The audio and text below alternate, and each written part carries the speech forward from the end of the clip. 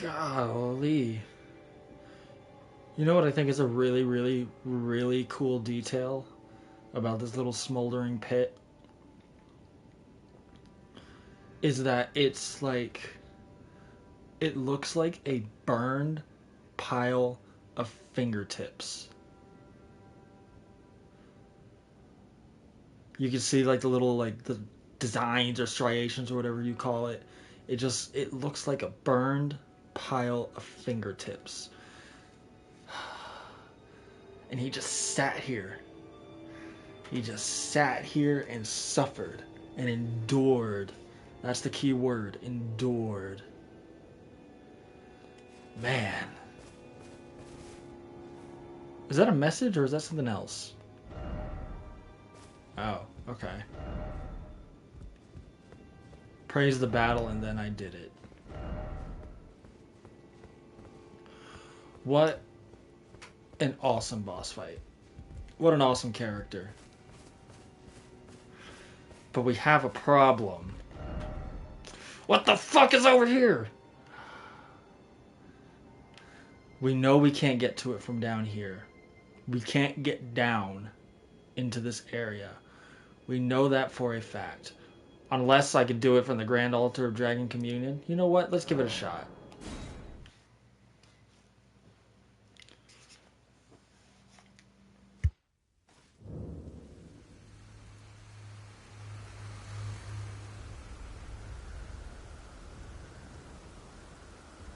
Where would it be? To my northeast? Or to my north? It's gonna be to my left.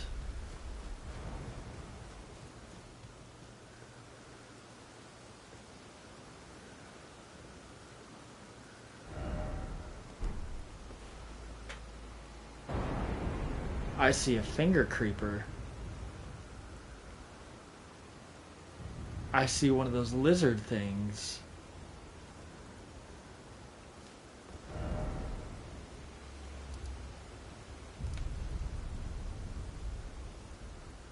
So we came over here before, so that leaves me with one last little guess as to how the hell I'm supposed to get to where I want to be.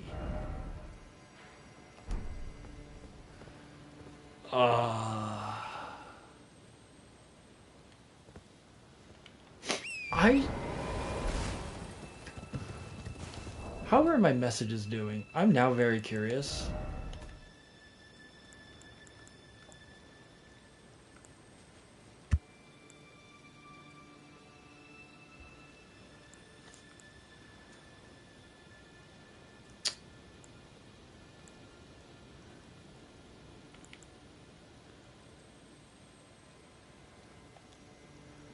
Three sisters. Why do I have that message there? Oh well.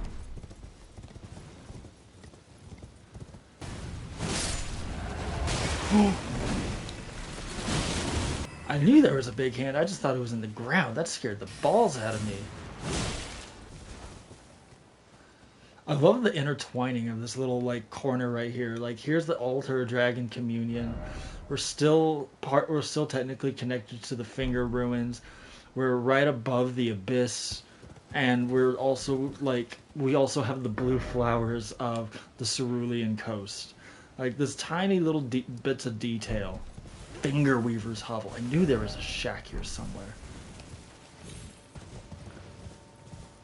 I just love the detail of this game. They took their level design and like significantly improved it.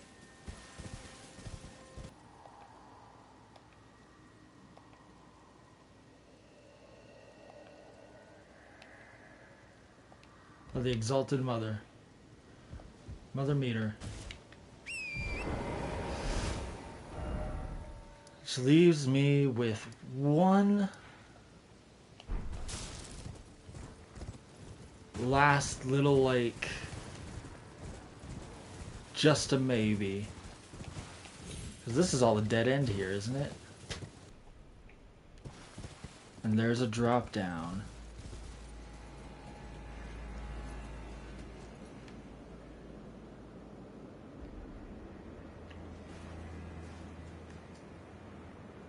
Damn it, Torrent. So I can confirm there's no way to just jump down.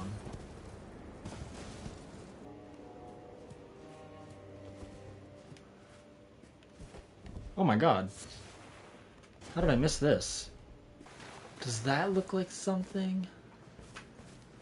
Or another? No.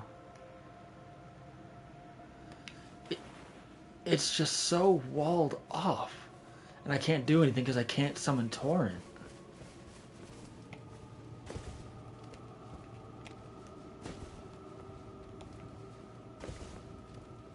Nothing. It's literally just a black void. It looks like there's almost nothing truly there. And I feel like we've been rather thorough going through this manor. We could give it another once through. Like another, like, one last once over. I don't think it'll yield anything. I think this is it. I actually just genuinely think this is the end of it.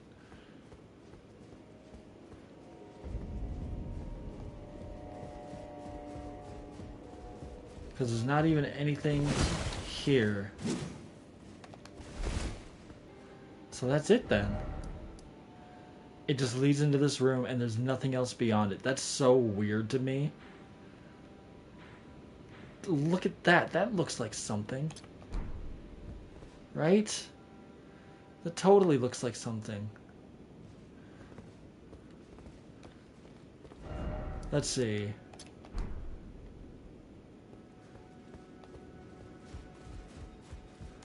How far off? Because here's the thing. I can do not this. I can do like this. And it'll put a little thing right here in the middle of the manor.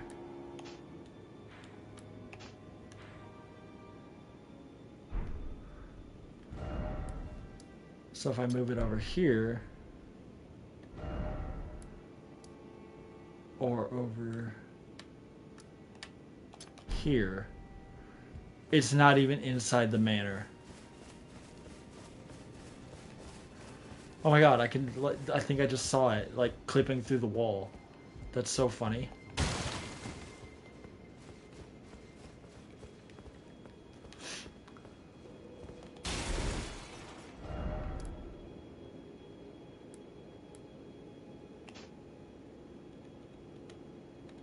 How close can I get?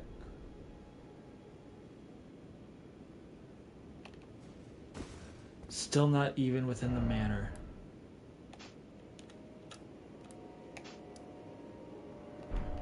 Okay. That alone kind of tells me, good luck, buddy, that there's nothing we can do. There's nothing to do here. What are these little statues? Let's give ourselves a nice view of the manor. For one last little, like...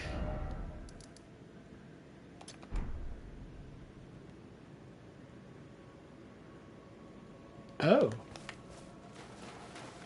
Interesting. I should be able to see it. Oh, that's wild. It, like, doesn't even extend beyond... Okay, so this manor is everything. There is literally no way beyond it or behind it. That's the only thing I can assume based off of what I am given. Like, the fact that I can't even see the markers, which, I mean, I could see them for miles in every other place in the game. Like, when I put one all the way over here, I could see it from everywhere. The fact that it just doesn't extend beyond the manor tells me that there is actually no, like, backside to this. It's just a part of the map, like, to give a sense of space. Otherwise, this manor would just be built into the wall. Which, that's just weird to me to give us that, but hey, that's video games for you. Know what I mean? God damn it, Torrent. So, with that being the case,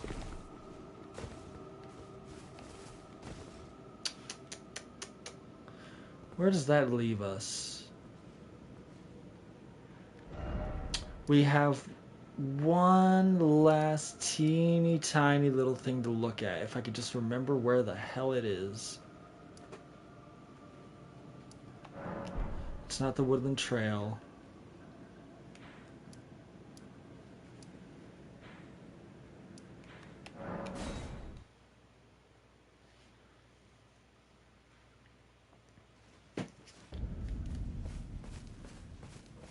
Is this it? 2 degree, yes, because I could just go around.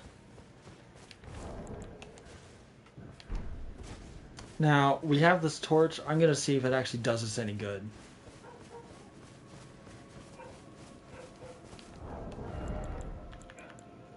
And in order to find out if it's going to do us any good, we're going to test out 2 things.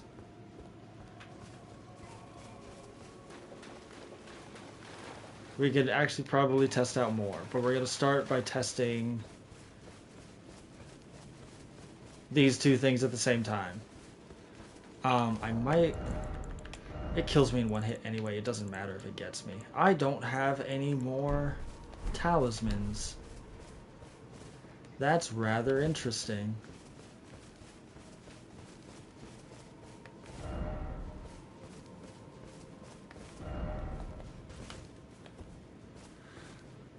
Can't see shit.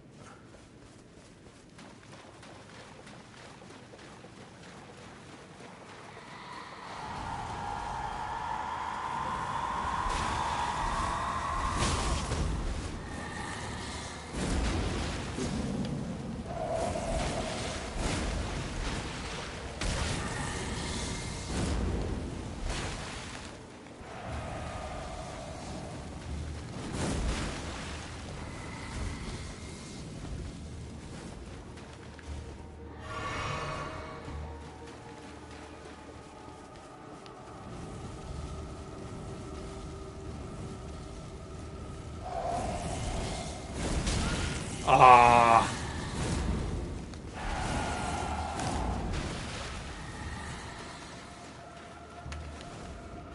Ha! Sucker.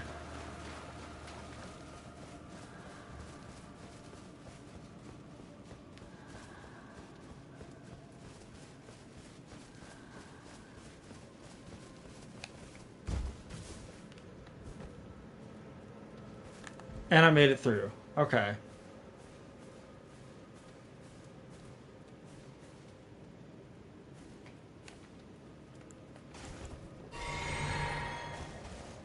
I just realized I technically don't have the stats to use this torch. So that might affect some things too. Stargazer? There we go.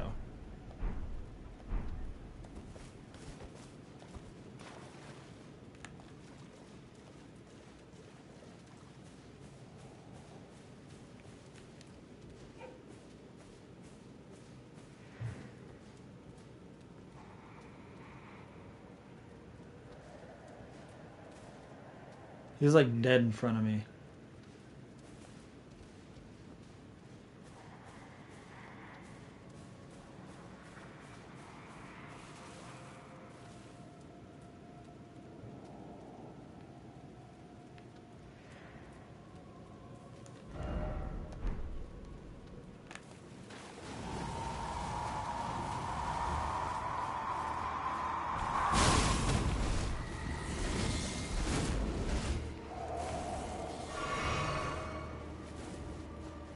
I actually got something out of this place.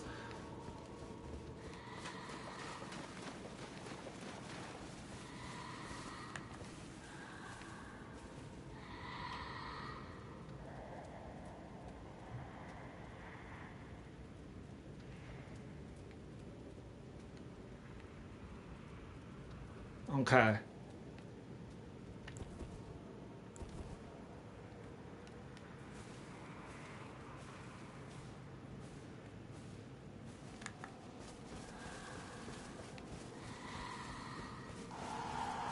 One last little peek-see.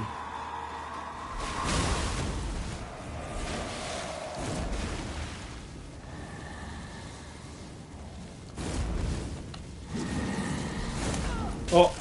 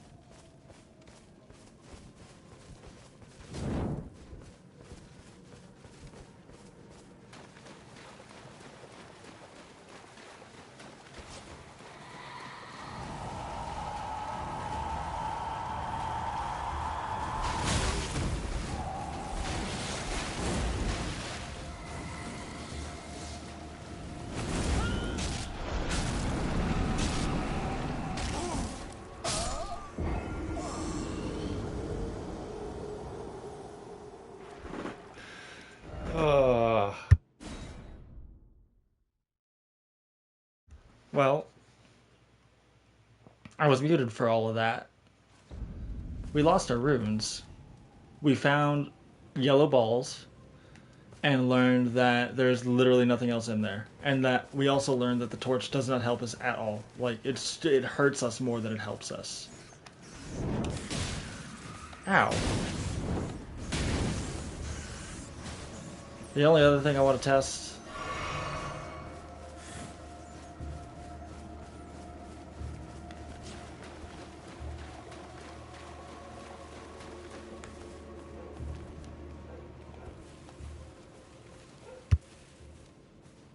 Since we now have nothing to lose, there's only one last thing to test.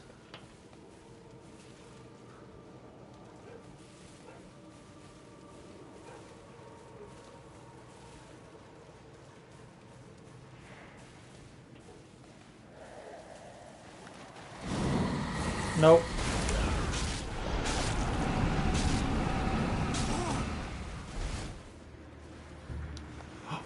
What?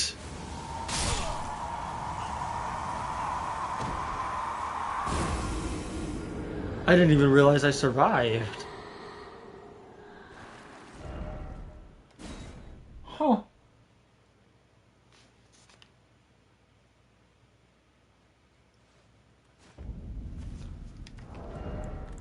Well.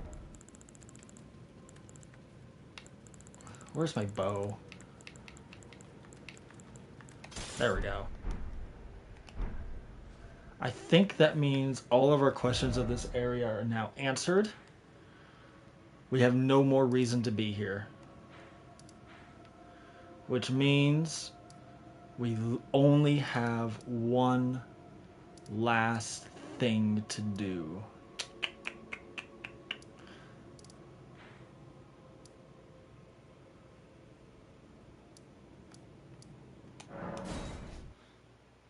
Let's do a little roundabout here. Let's see if we can learn something. Let's see if anything in the game state has changed. Ah, there you are. I'm afraid Sir Ansbach will have to be next. He insists that he's nothing but a worn-down, over-the-hill soldier. But in his day, he was the feared commander of the pure-blood knights, who cleaved open Nicola the Kind with his blood blade. He claims he hasn't the spirit to take up his sword again, but I doubt it'll be very long before he recalls, as I have, the cascading sheets of blood. I'm afraid he cannot be left to fester. Oh shit. I've come to a realization.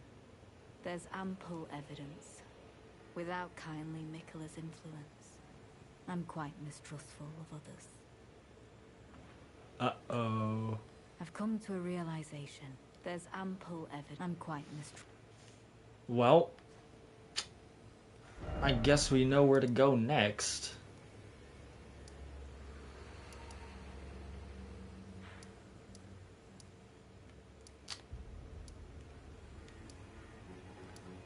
Sir Ansbach.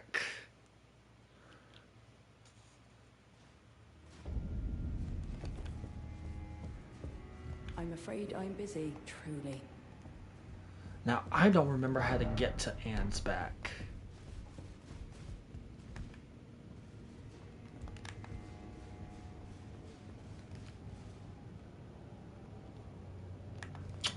Damn it.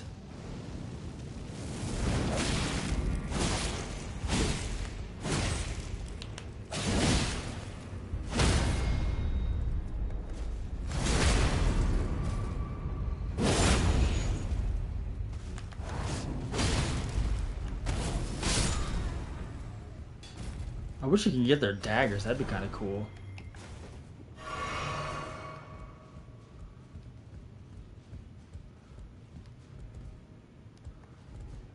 Okay, okay, okay. Oh my gosh, I can't see anything.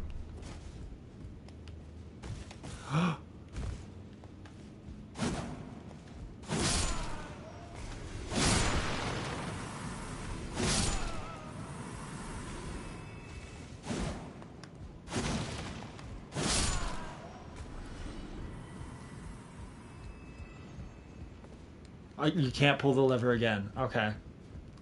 Figured I'd check since I was going in this direction. I just need to remember where Ansbach is. He's either above me or below me.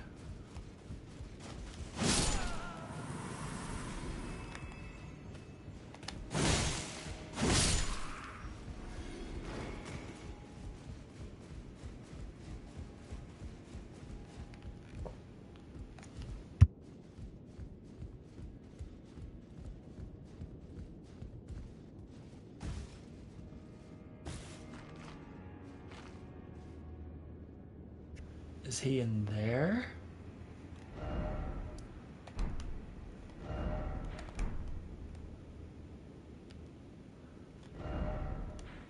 No, he's definitely below me. Okay.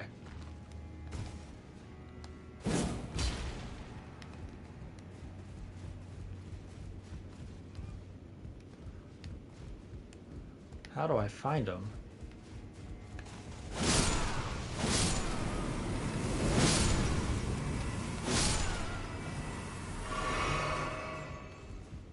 By my lord, will I ever make sense of this jumble?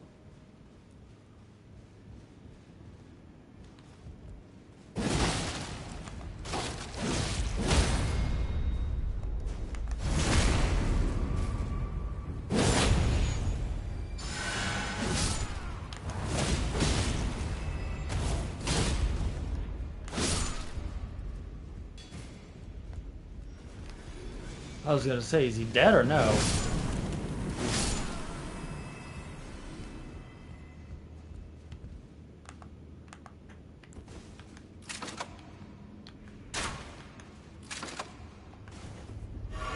There's no way that's gonna hit me. Oh my god, it hit me. You know what? Piss off, dude. Where the fuck is he? Oh my gosh. V, thank you so... Oh my gosh. Holy crap. I did not see that or read that properly. V, thank you so much. I appreciate you. I miss you, friend. I hope you've been well. Hold on, I have to hover over that emote. Okay. It's funny because there's a setting on the PlayStation where the Twitch chat shows up on my top left corner so I can see it before I see it on the computer. And it shows the GIF perfectly. It shows your emote perfectly, but it's a stagnant image. So it's just, I can barely see the image of I just see your face with like your hand in front of your face, and I'm looking at this and I'm like, V, what is this emote? Is this even Twitch appropriate?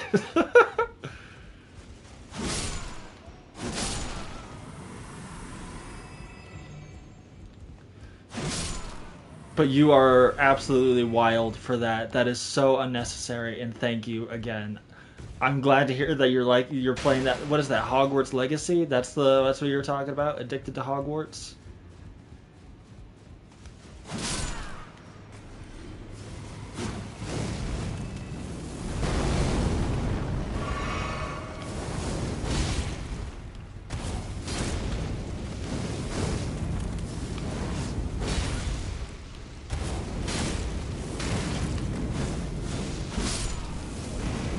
I've heard it's fun.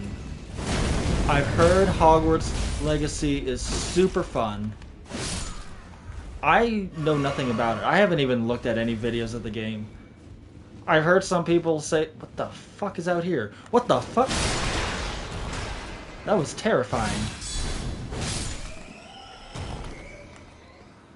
I've heard that it kind of like, it plays like an action adventure game.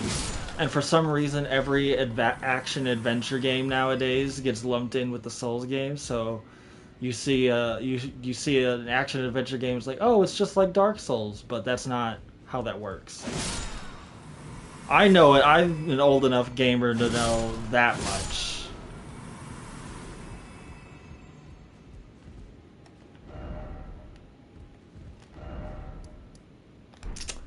Damn it! Where is he?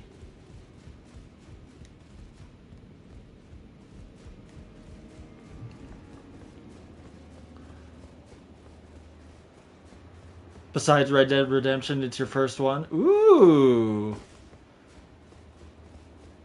I've also never played... Well, I watched a friend played Red Dead Redemption 2, and I liked it. I thought it was a cool-ass fucking game. Watching him play it. It does not... Where the fuck do I go? It's one of those games where it looks super cool. I don't know if it's my kind of jam, but I was as emotionally invested in it as he was. I can say that much. It is a real good game. Do you play... I know you're lurking and all that stuff because you probably have something to do. But do you play online or are you just playing for the story of it?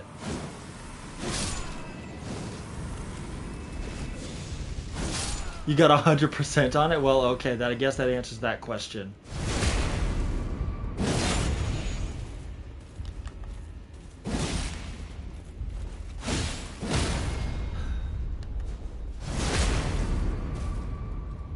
I did the story mode when I was sad, and then I did some online, but the online got boring.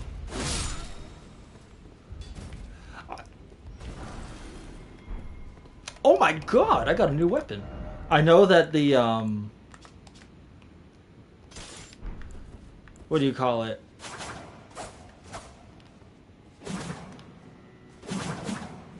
Oh, that's super fucking cool.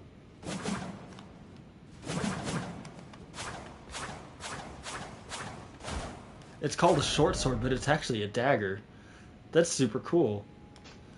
There's only so much county hunting and animal skinning, county hunting. I almost fell for that too. Bounty hunting and animal skinning I can do. I've also heard that like the online like role playing community for that game is really like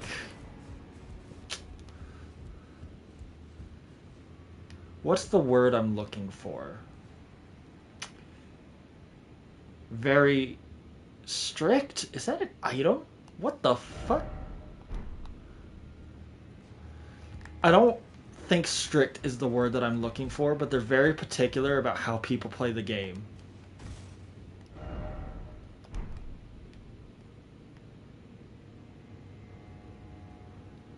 With like RP or community, I always solo. I've heard it has a pretty fairly like decent role-playing community. I know that much.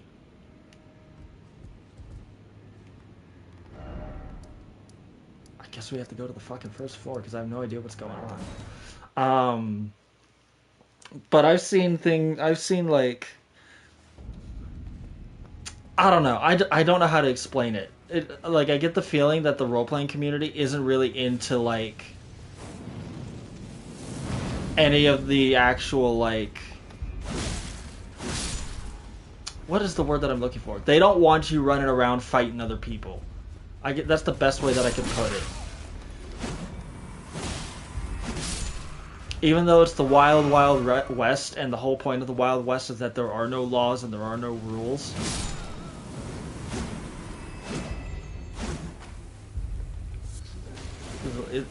It's a video game, can I have fun, right? And like, not only is it like, this is a video game, you shouldn't tell me how to have fun. I guess the idea is that, oh, you're ruining other people's fun by being violent and aggressive. but like it's still the Wild West. Like the Wild West was like throughout history and any other depiction you ever see of it, a lawless place. So criminals were rampant. Crime was rampant in that time. And there wasn't really much of law enforcement. So to put restrictions on people role playing in the Wild Wild West is really weird. That's just my opinion on that. Oh, there he is, you fucker. Righteous Tarnished. Could you please give this to Freya? Oh, now you want to give me something. She too will have the answer she requires. Freya possesses a youth I no longer have. This knowledge will surely stoke the flames of valor within her. Yes. I can see her barreling into the fray right now. Perhaps I shouldn't meddle in her affairs, but this is the only way I can help. Perhaps I should. This is the only way. Okay, I have that. Now that I have that, that means he's totally gonna fucking die. But now I know where he is. Let's take a look at this letter. Because he didn't say I can't read it.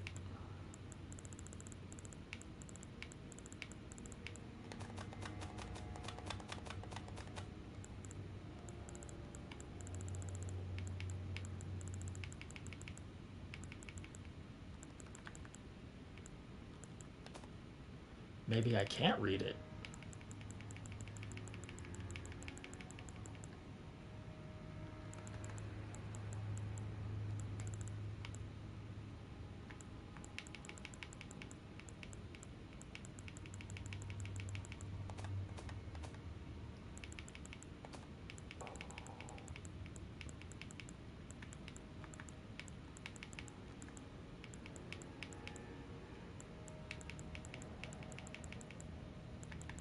Oh, there it is.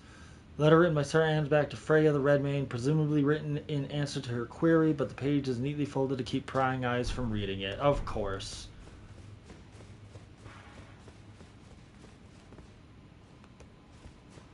Well, that's that little bit of information I got.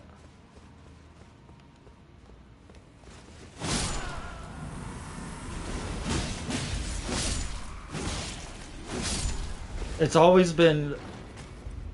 like, I don't know. It's always been weird to me how people put restrictions on others to have fun in video games. And that's existed for the longest time.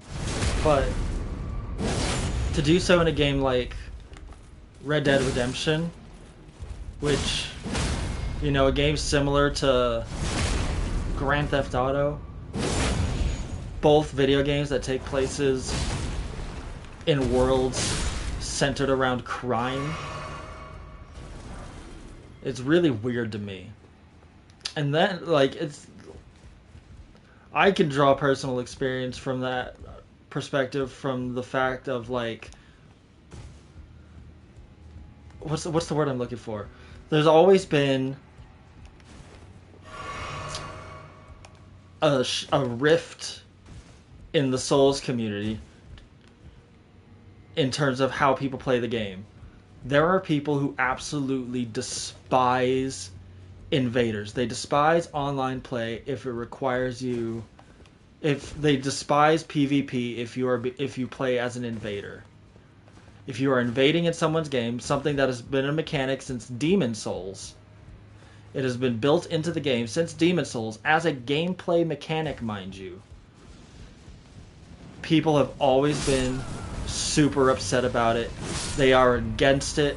People firmly believe that if you play the PvP in this game and you go in and you start invading, then you are no better than, like, an actual home invader coming to, like, cause actual physical harm to someone.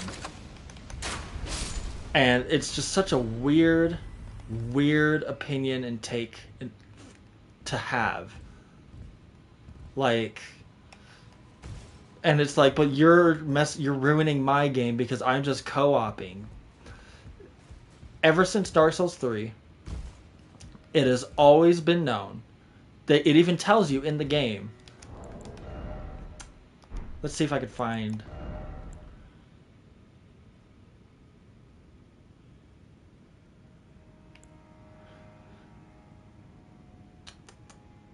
You can see some sides which could be used some players from other worlds. There's a note somewhere, I bet, in this game.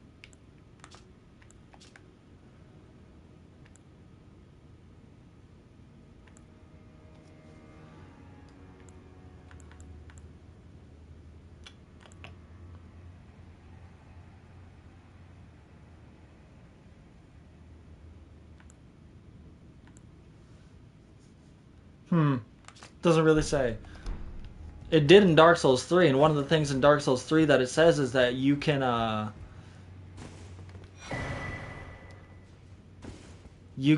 ask for summons. Oh wow, that's kind of cool. You can ask for summons. You can always ask for people to help you through an area, through a boss, whatever. But having a summon in your game, having a cooperator, having a friend playing the game alongside with you will always increase your chances of being invaded. In fact, having a summon in your game in the Souls games automatically opens you up to being invaded. That is the one drawback of of playing cooperatively with other players in this game, is that you will always have an invader. But people get mad because they're like, you're ruining my game. I'm only playing this game to co-op. And it just blows my mind how that's just a mindset that people can have about video games. Like, they're so against, like, competitive play that they're like, I don't want to play online. Like, I don't know. It's just always been so weird to me.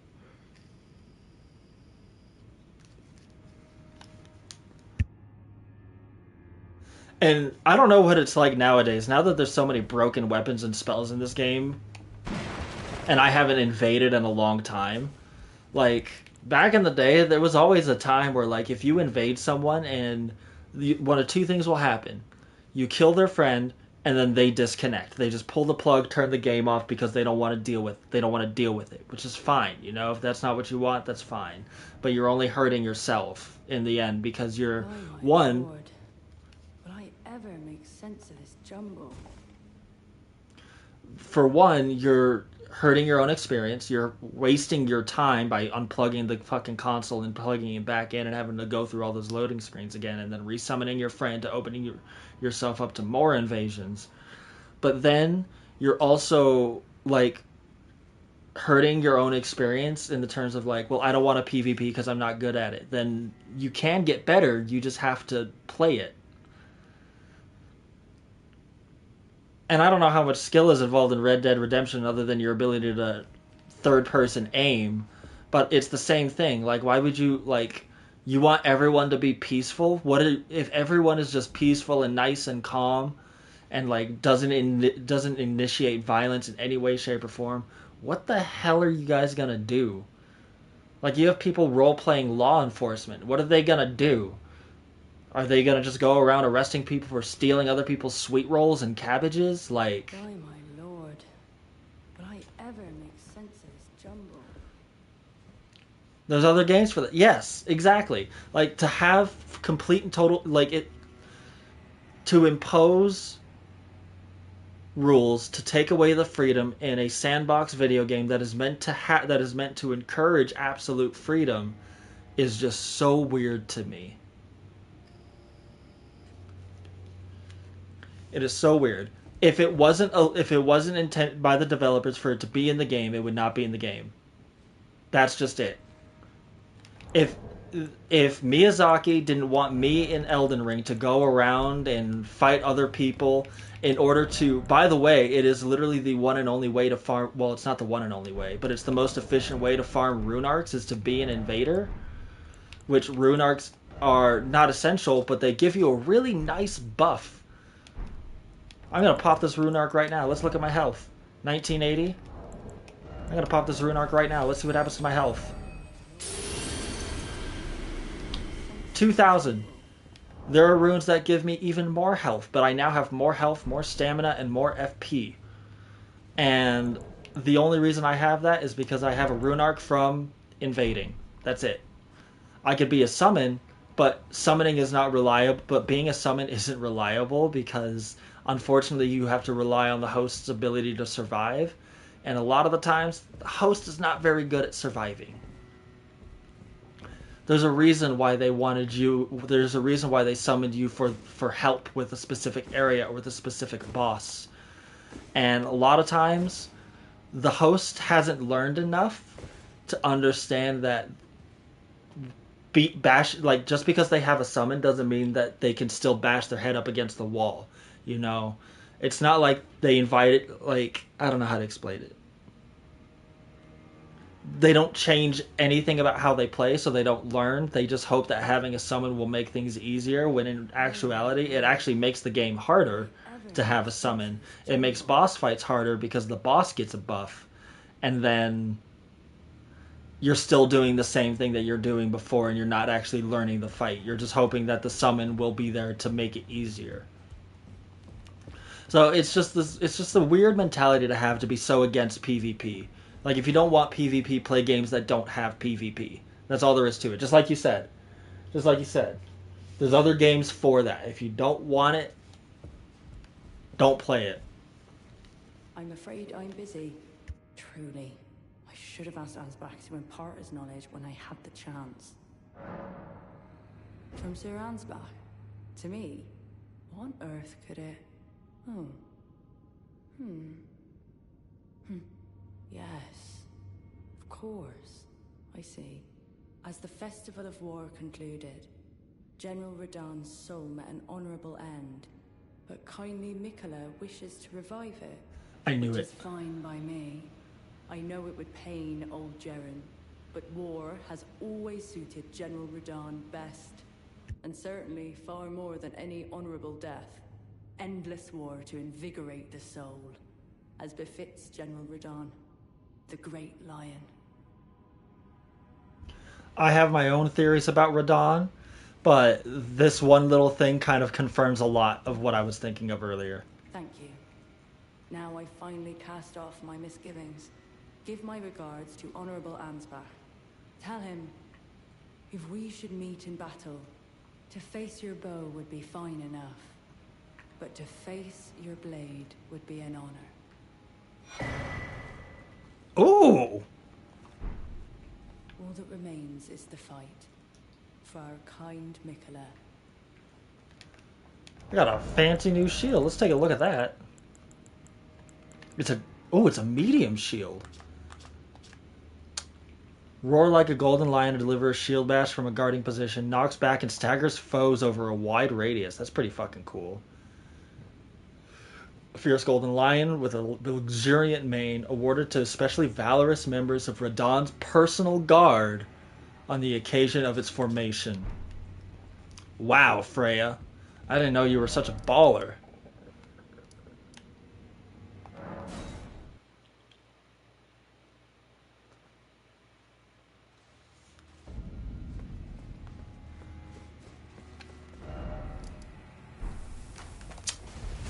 You little shit.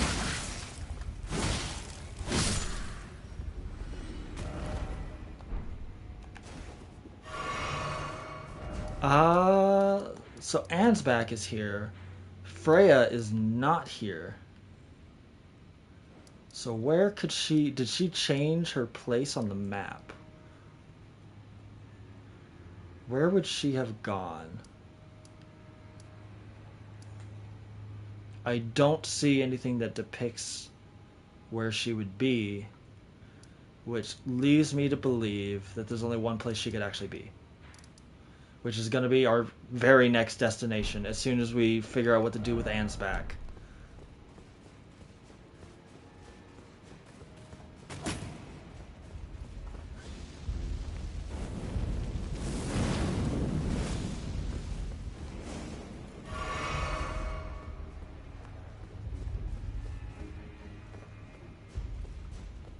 Ah, bollocks. This isn't even the room I wanted.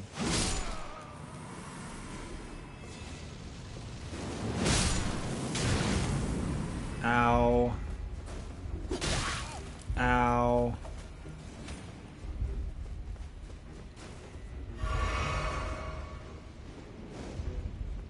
Perhaps I shouldn't meddle in, but this is the only way I can help.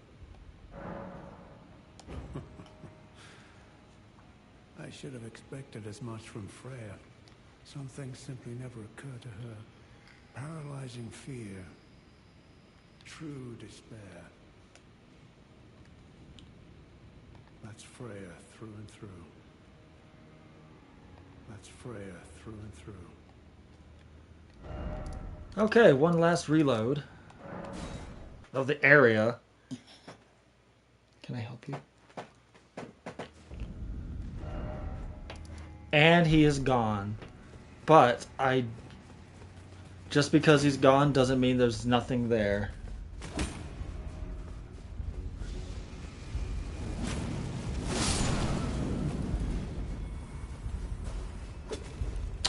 Where the fuck do I go? Here we go. Ooh! Be summoned to assist Needle Knight Lita. Be summoned to assist Sir Ansbach. Ooh! I will dispose of you. I find that I have a new fascination. Your ambivalence. And exactly where it might lead. So, you would call an old man such as I. You are thorough indeed, Lady Lena.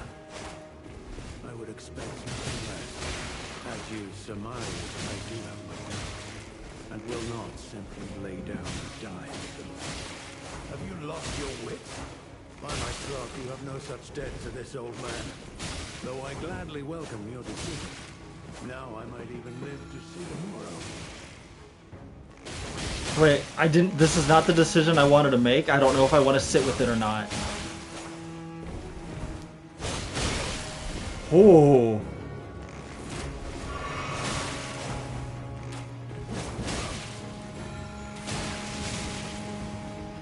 Oh, I don't know what to do. I don't know who to help.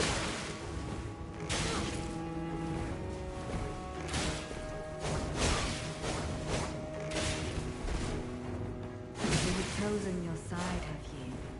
Despite having no right to the Lord of the World. I suppose it was Sir Ansbach who won you over. Fine. One more heart for my world to skewer. Wait, can I just leave?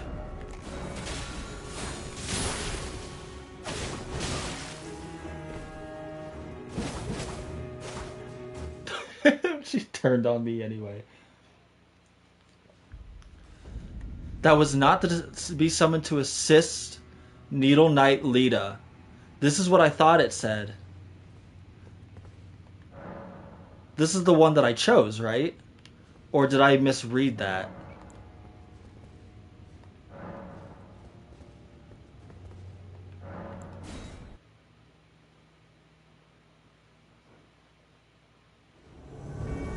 There we go. Sir Ansbach, I will dispose of you. I find that I have a new apprehension. Your ambivalence. And exactly where it might lead you. So, you would call an old man such as I. You are thorough indeed. I would expect nothing less. As you surmise, I do have my doubts, and will not simply lay down and die. Well, fancy meeting you here. I am pleased. Now go and make yourself useful.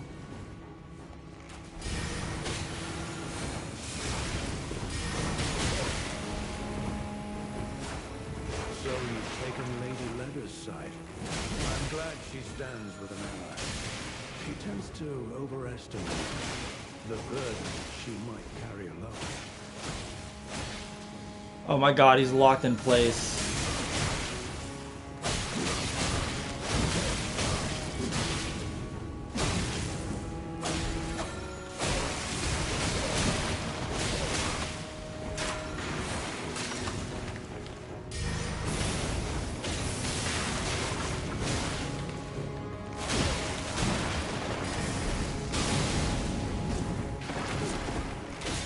Ooh. That's gonna hurt. Well, this is an unexpected victory. It seems I have my use for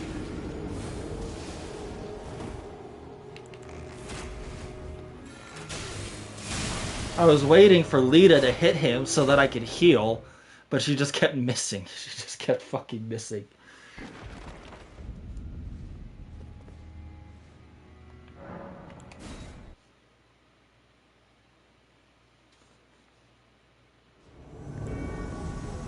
Sir Ansbach, I will dispose of you. I find that I have a new apprehension. Your ambivalence, and exactly where it might lead you. So, you would call an old man such as I. You are thorough indeed, Lady Leda. I would expect nothing less. As you surmise, I do have my doubts, and will not simply lay down and die with them. Well, fancy meeting you here. I am pleased. Now go and make yourself useful. So you've taken Lady Leda's side. I'm glad she stands for her. Well, this Holy is an shit. unexpected victory. It seems I have my uses yet.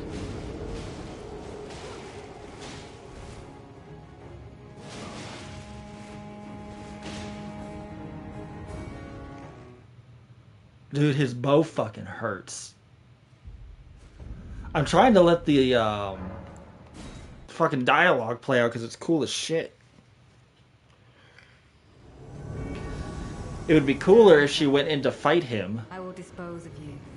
I find that I have a new apprehension. Your ambivalence, and exactly where it might lead you. So, you would call an old man such as I. You are thorough indeed, Lady Leda. I would expect nothing less. As you surmise, I do have my doubts, and will not simply lay down and die with them. Well, fancy meeting you here. I am pleased. Now go and make yourself useful. So you've taken Lady Leather's side. I'm glad she stands for her. She tends to overestimate the burden she carries.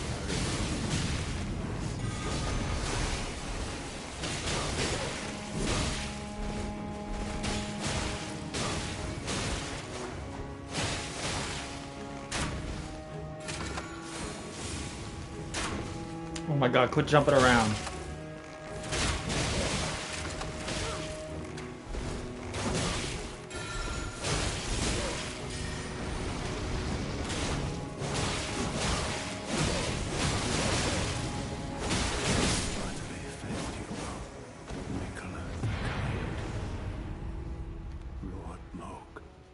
Thank you for all that you have done, Sir Ansbach.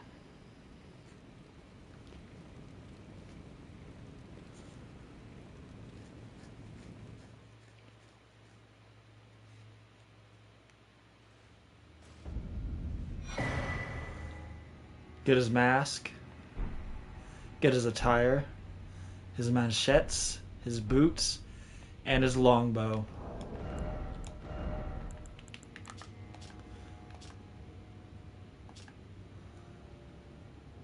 This skill uses the bow held horizontally, readies 8 arrows at once, firing them in a fan-shaped arc.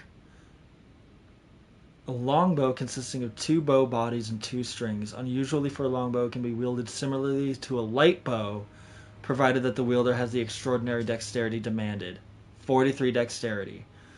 So I know exactly what character I want to put that bow on. Holy shit, dude.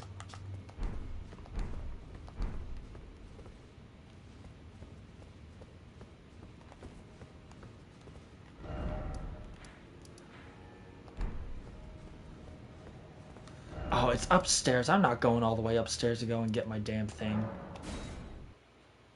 Those runes can stay gone.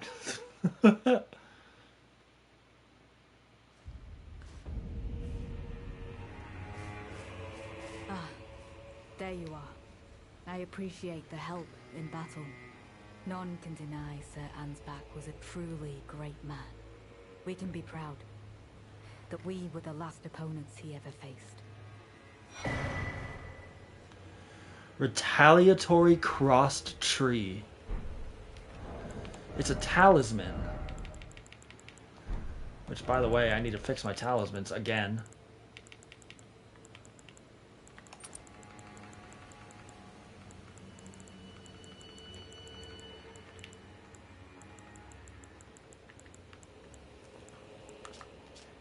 Enhances attacks executed after rolling or backstepping. Handicrafted depicting a golden cross tree, one of the items conferred to the Needle Knight. Enhances attacks executed after rolling or backstepping. Long ago, the Needle Knights were in service of Miquella, but now they are no more, save for one. That's a really interesting talisman that it buffs rolling attacks. You are an odd one, aren't you? The enchantment is broken, and yet you alone appear completely unchanged, as if nothing was ever cast upon you. No matter. If you found your way here, it was because kindly Miquella wished it so. But I am afraid this is our farewell. When next we meet, let it be under the eyes of Miquella the Kind. Goodbye, comrade. I'm afraid this is our... When next we meet...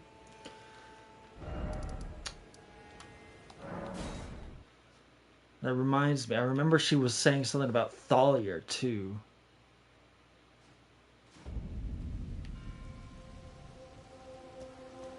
But there's no sign here, so... Okay. And she's gone, I believe. Where's Castle Ensis? Yep, she's gone.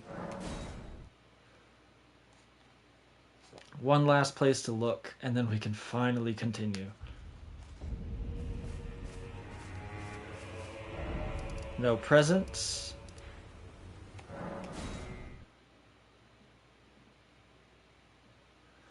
I'm surprised Thalia is still here. I wonder if because he's here, that saved his life.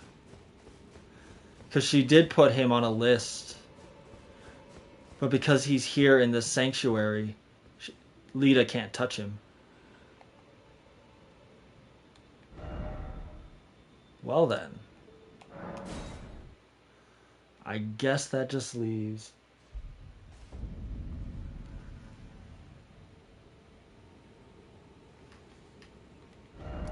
one last thing to do.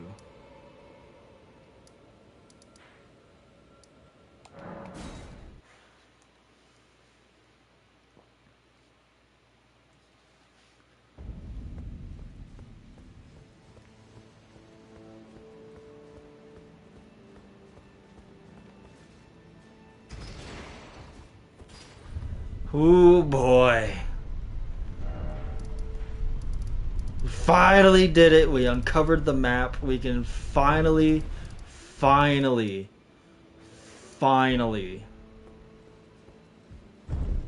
make our way towards the last stretch of our adventures in the realm of shadow.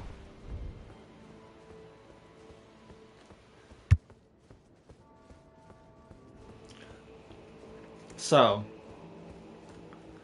we actually have two entrances to our next destination. The only reason why I'm taking this one is because it was the first that we encountered.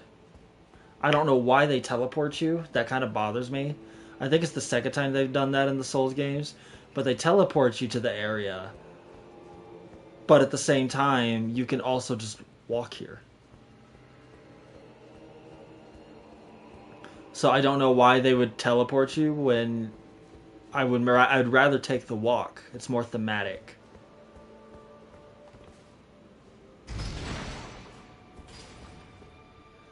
Much more thematic to take the walk.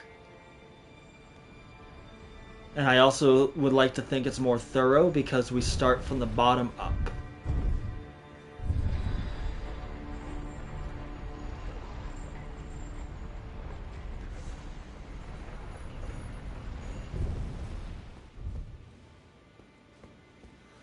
Ooh boy.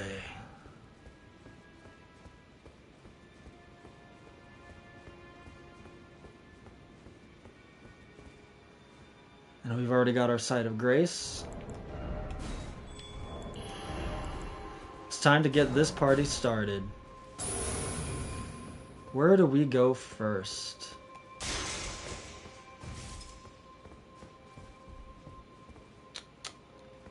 What the hell?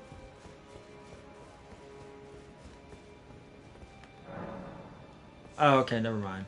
I was like, a boss fight already? No, this is just the summoning pool for the area. So let's see where this leads.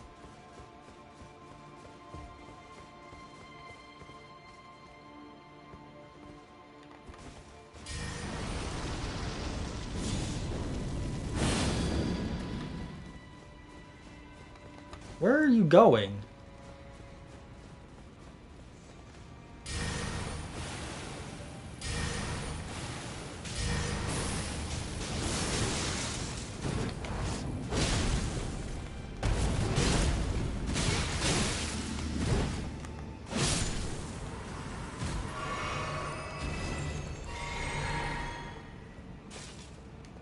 So this is actually where it teleports us to. So it didn't really matter either way, which is really weird because there's also, I believe, a site of grace here.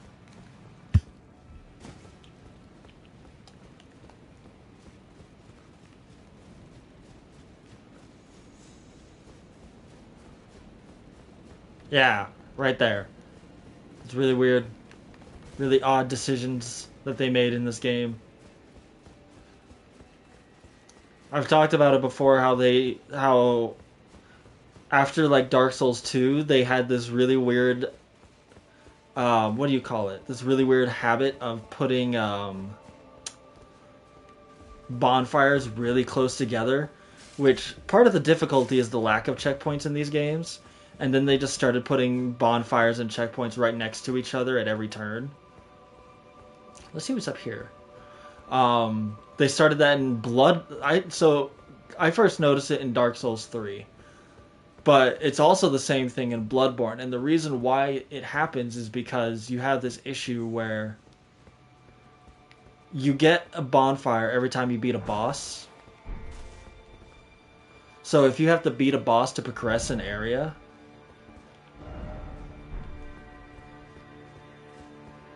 oh, this is gonna be good. I want to get a good look at this area. That's our goal. It's just that spire. That's literally all we're going to, is that spire. What the hell is that? Oh, it's one of those things. Okay. Okay. So you get a bonfire after you beat a boss, but if you got a bonfire before the boss, or if you get one right after when you enter a new area, then it kind of defeats the purpose. Like, it makes them too close together. Back in Demon Souls, you only got checkpoints after beating the boss, and you had to rely entirely on shortcuts. In Dark Souls 1, there were more checkpoints scattered throughout an area, but it was also very rare that you'd get a bonfire after a boss fight. Usually it'd be somewhere at the start of the area after the boss fight.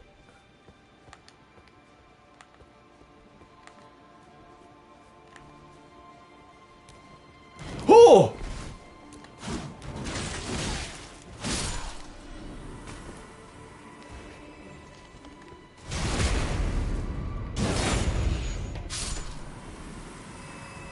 And then in Dark Souls 2, it's kind of the same thing, except they changed it, because in Dark Souls 2, you did start getting bonfires, like, after the boss fights.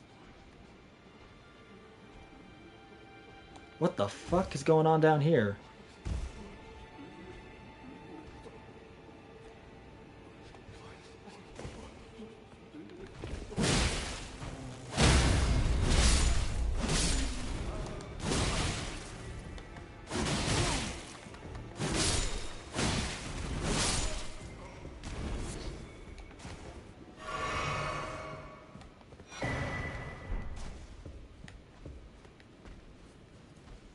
And then in Dark Souls 3, they just gave up entirely.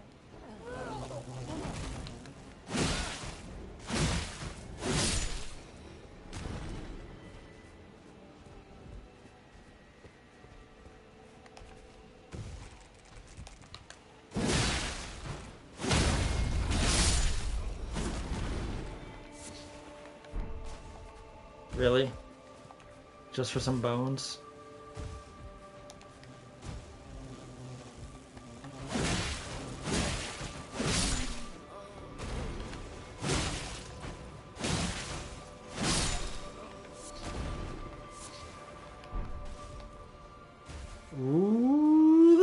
so exciting! Ooh. Let's go this way. Oh, I'm glad we went this way. There's a fucking item over here. Oh my god. Master platformer. A lot of crafting materials so far. Nothing of note.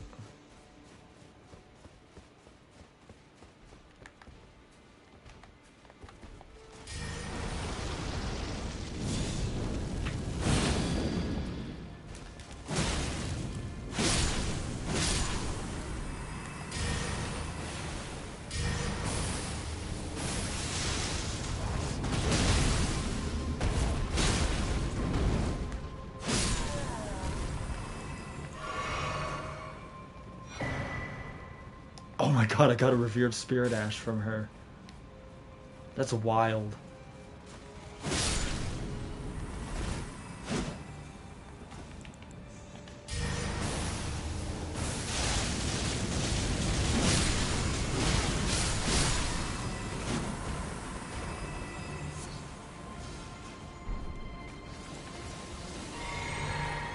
What the fuck was that?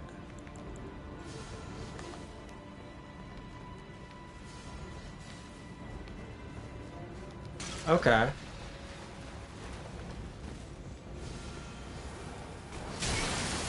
Oh wow, this spell has some range.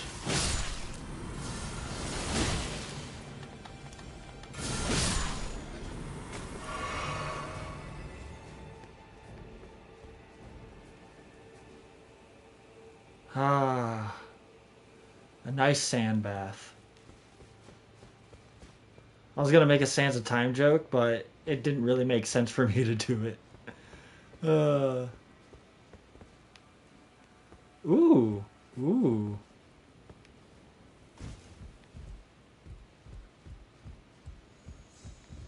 Ooh. Okay. Hold on. I remember playing Prince of Persia Sands of Time. I don't think I ever beat it. I remember having fun with it, though. I remember it was a super fun game. I don't think I ever beat it, though. There's a lot of games like that. I remember playing Final Fantasy X, I believe. And there's a particular boss fight that a friend and I struggled with for like days and days and days. And then one day I was like, hey, let me borrow this game. I'm going to beat this motherfucker. And I finally did. And it was funny because at the time we thought it was like the last boss in the game. And then I beat it. I was really excited about it because it was like, ooh, new spell. It was like, I remember beating it because I woke up early one morning, turned on the PlayStation, went to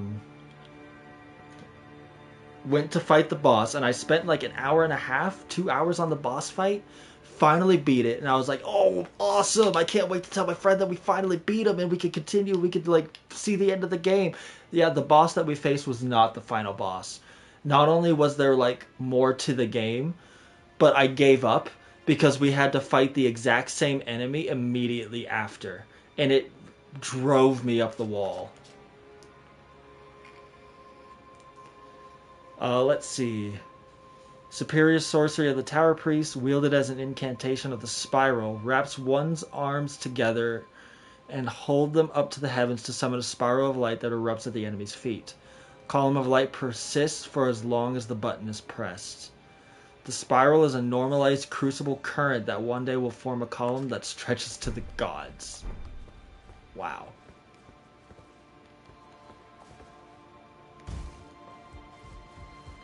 Oh my god, there was an item right at my feet and I missed it somehow. Oh.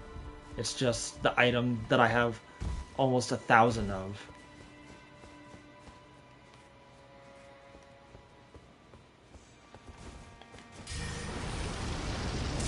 What the hell is that?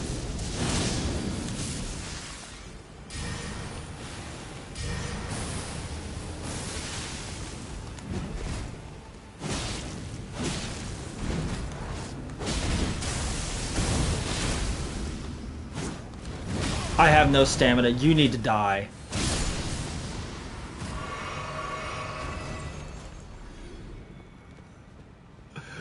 Oh, man. Okay, we can go that way. Where did I come from? I came from that way? Is that what he... That's where I came from. That's nothing. That's where he was. Okay, and he was just sitting there, and he was just being a baller. That was terrifying. I hope we don't have to fight two of those things at once.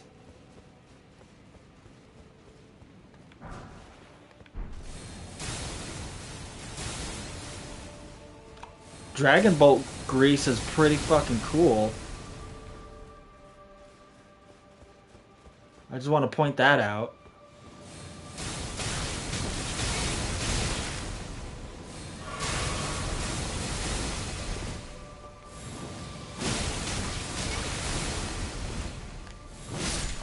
Die. I'm already out of Crimson Tears. Oh my gosh.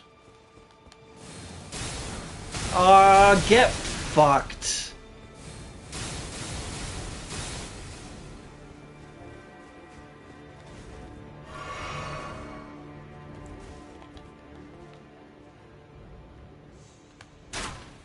I don't think I ever remember having to actually do that. Like, zoom in on my enemy. The bone ones don't go as far, do they? No, they don't.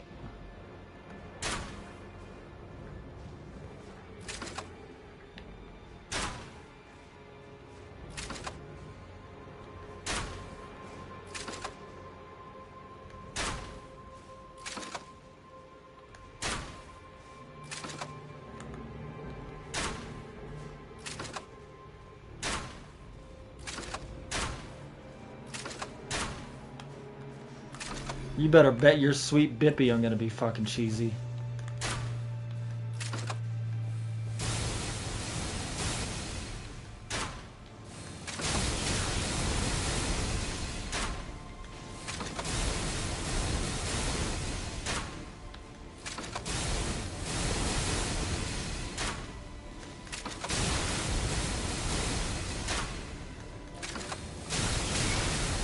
You little shit!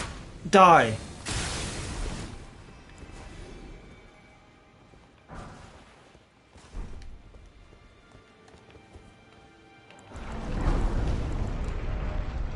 $15. Not even close. Not even fucking close.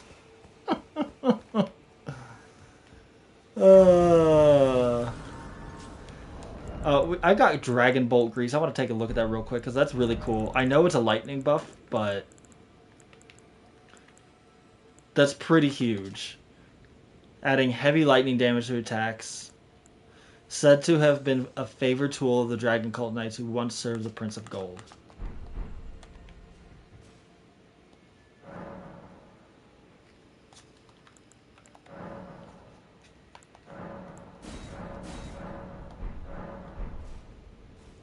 What's this? A Skadoo fragment.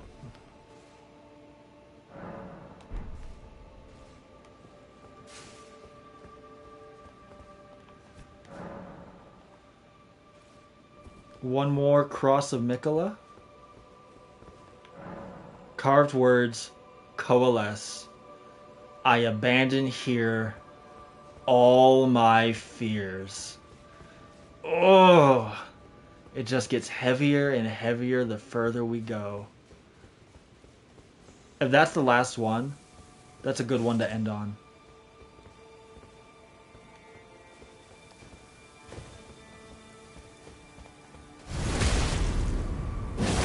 Get fucked.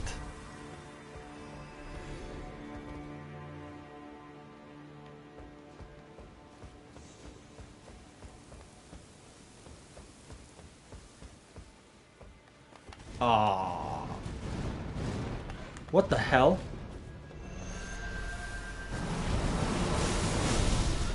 Oh, that spell is fucking annoying as shit.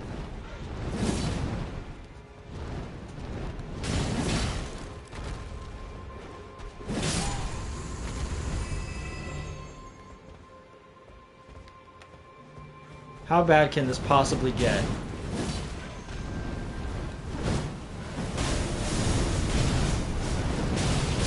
Oh my good golly gracious. Okay.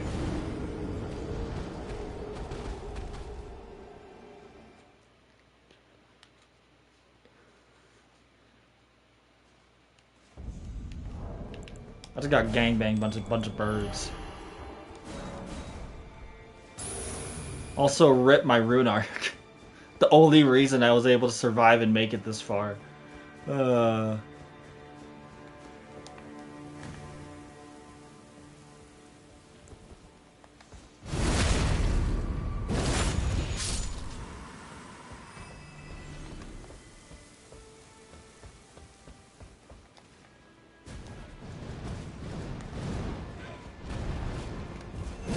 Nope.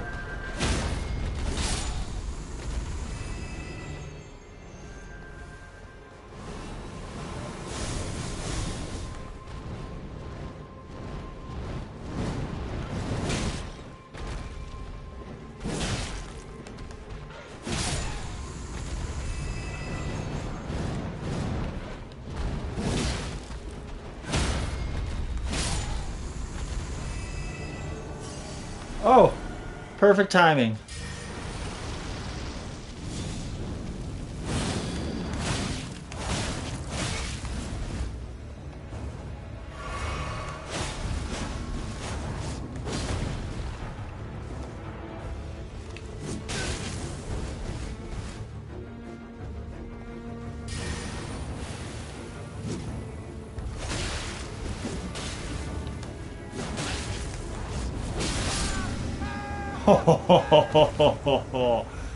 Good fight.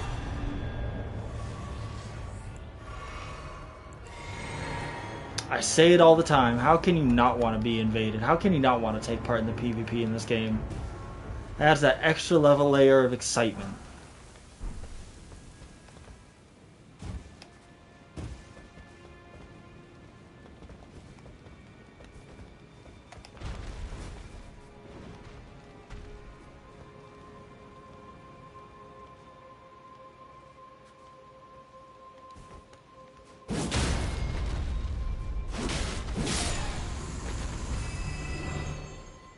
Whatever's in here, it's mine now. Oh, they want you to max that out.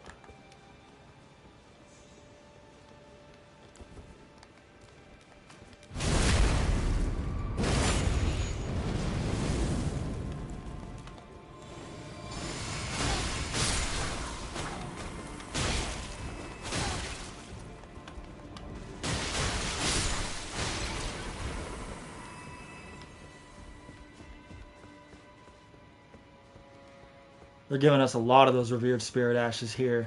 This is definitely the final area of the damn DLC. See, I see no grave birds.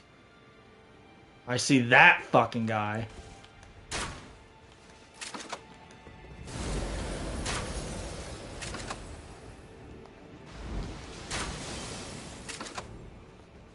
Is he dead? Is he just fucking dead? Oh no, he's just all the way down there.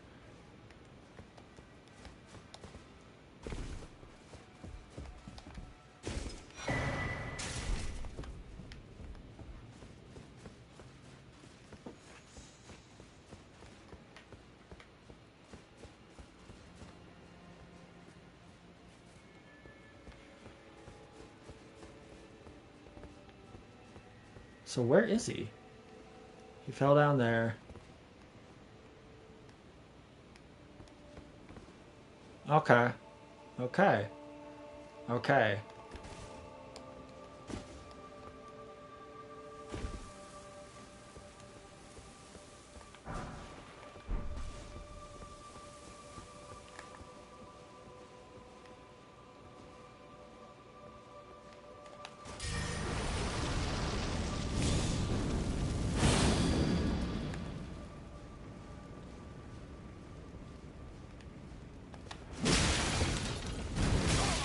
Oh.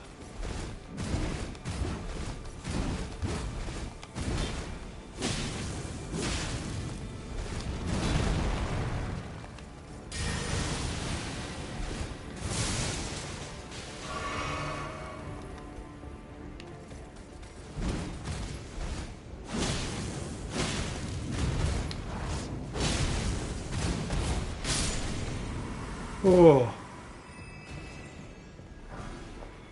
Horned warrior ashes, nice. Bleed balls and poison balls. That's not a good sign.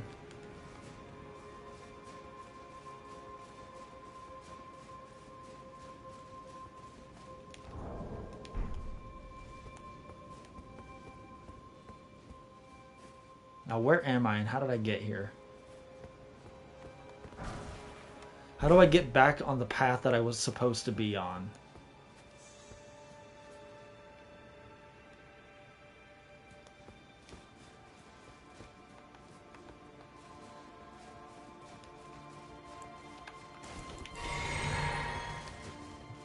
Ooh. Golly, look at the statues! Look at the architecture of this area. It's so good.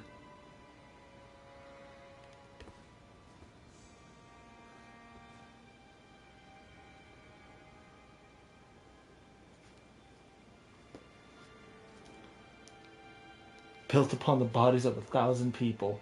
That's what it looks like to me.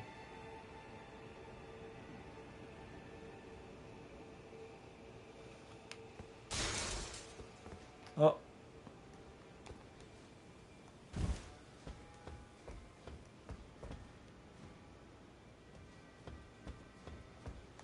Now I'm lost.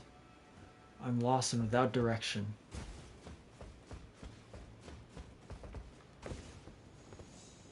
Nope, that seems about right. Okay, okay. Okay. Okay.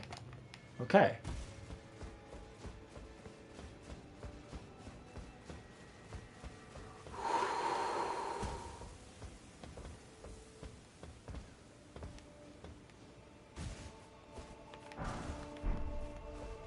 The consistent falling sand really does add like a vibe to this place. I love it.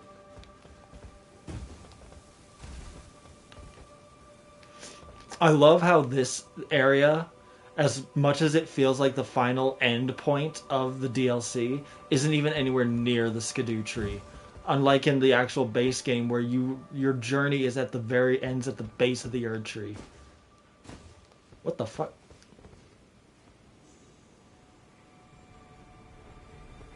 Okay.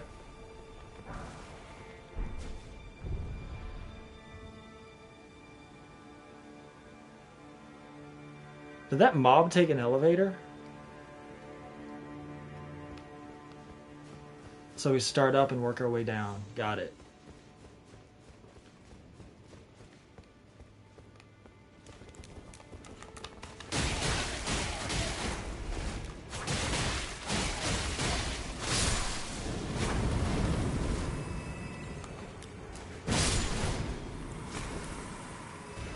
Oh, it's so tempted to go that way, but I'm not gonna. We gotta see what all this is about first. There's the item that I'm supposed to jump off and grab. This is an elevator that leads me where? So that's death.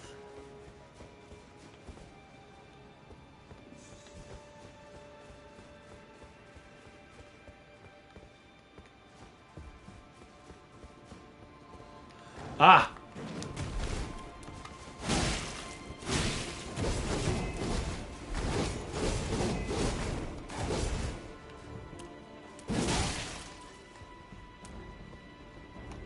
Oh, broke him.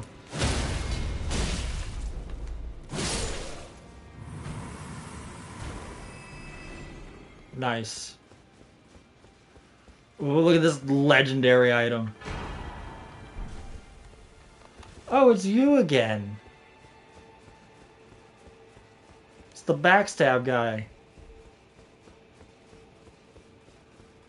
This isn't gonna end well. For me.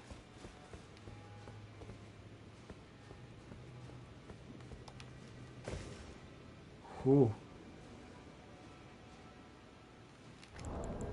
I need my lantern. It's sad that the blue's like summoned right below everything.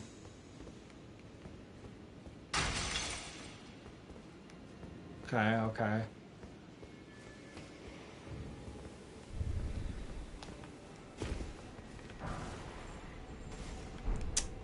bastard.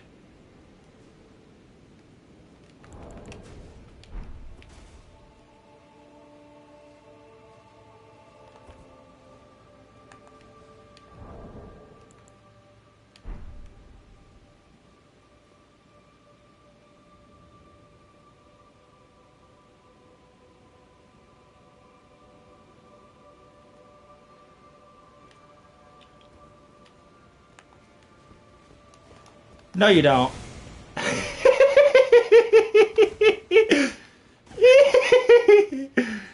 I like this guy. He's fun. All right, come down here.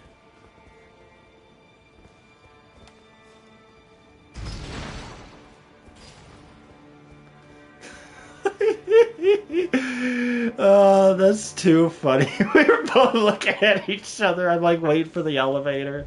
I'm not going up there. He has a cannon. I'm not going up there. You got to come down here.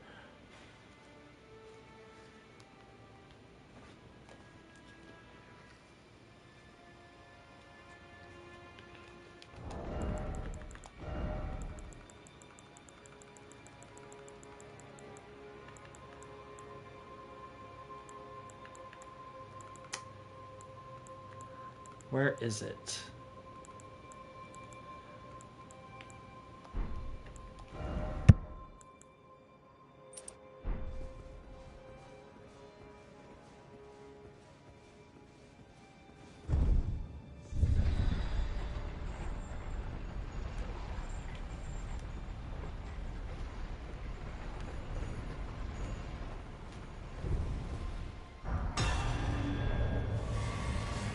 What the hell happened to him? Did he just like try to jump and miss? Were we both doing the same thing with the concealing veil? That would be hilarious if that was the case.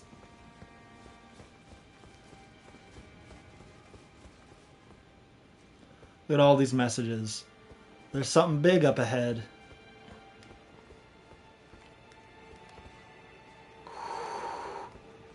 Ooh.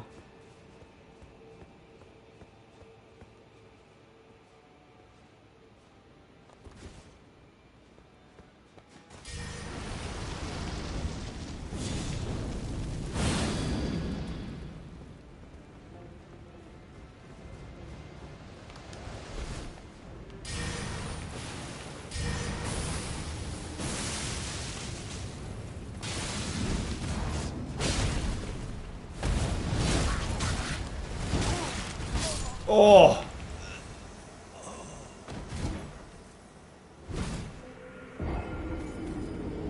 Damn!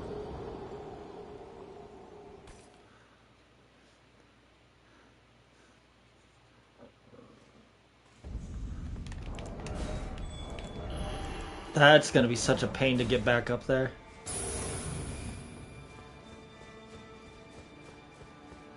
And the best part is I don't even think we technically unlocked an elevator. No, we did not.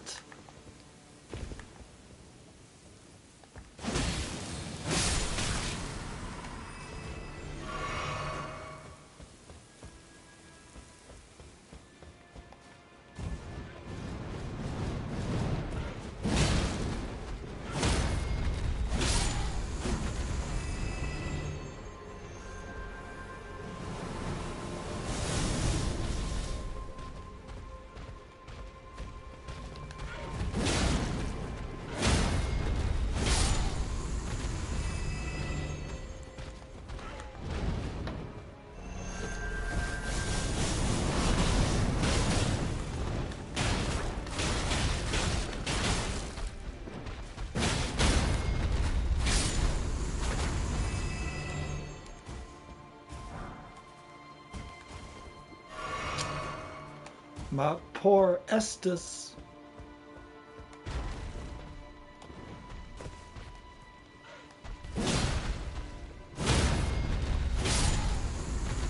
This dude, he don't give a shit.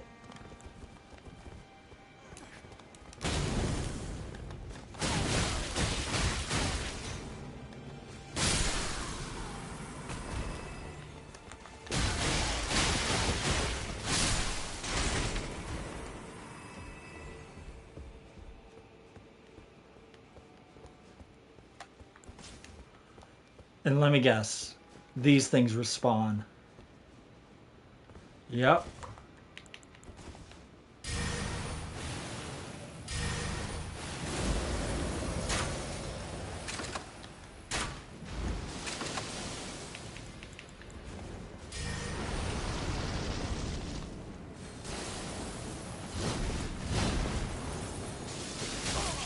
Ooh.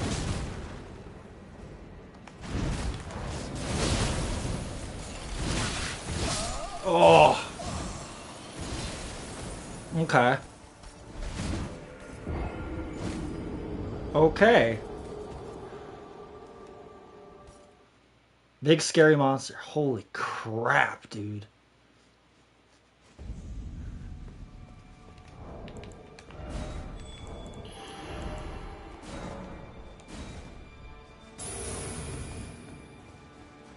I don't even think there's any out of any of the games. I don't think any of them have ever made just plain normal mobs as like dangerous as they have in Elden Ring. And the DLC is definitely the peak of it. Like I don't even think in the base game there's ever just a plain enemy that you have to be afraid of as much as that guy.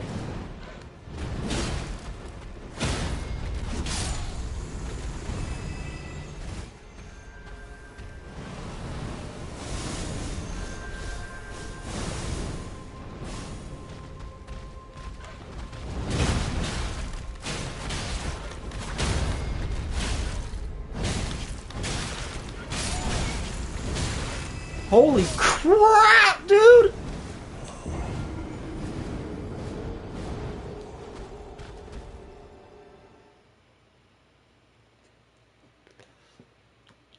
We were doing so good.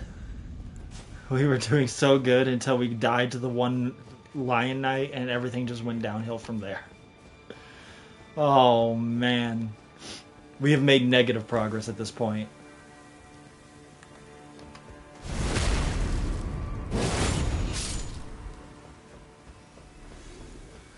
We died to the Lion Knight, then we died to the next Lion Knight, and then we died to the birds.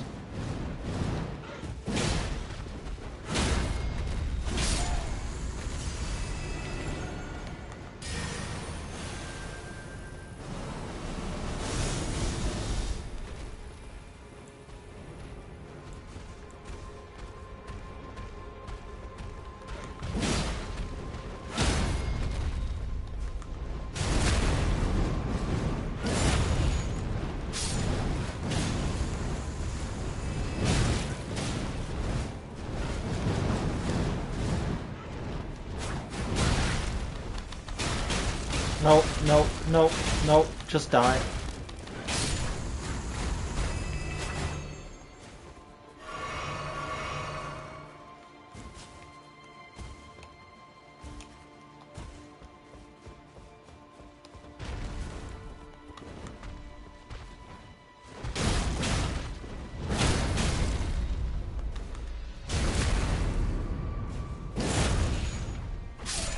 Oh my god, I didn't pop my tongue. My bad.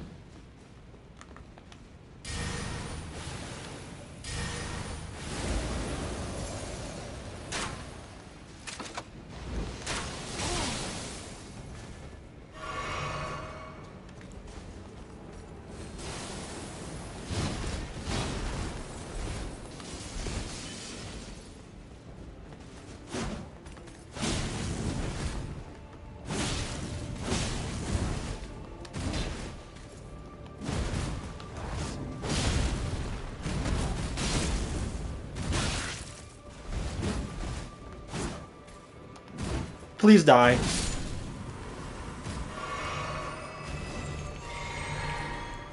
Holy.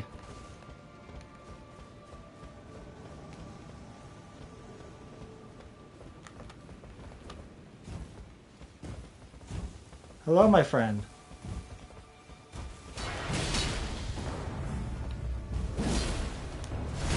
Yep, there it is.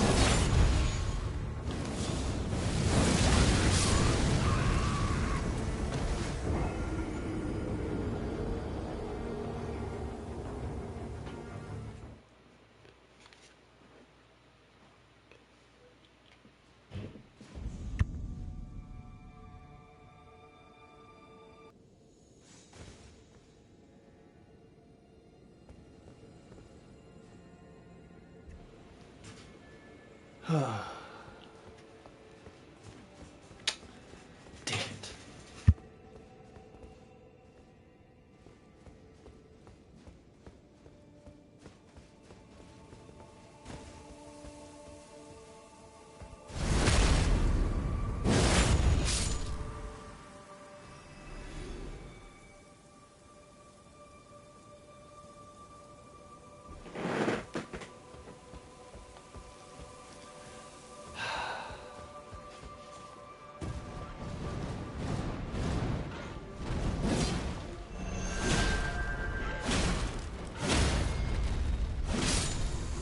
Oh, that's not good.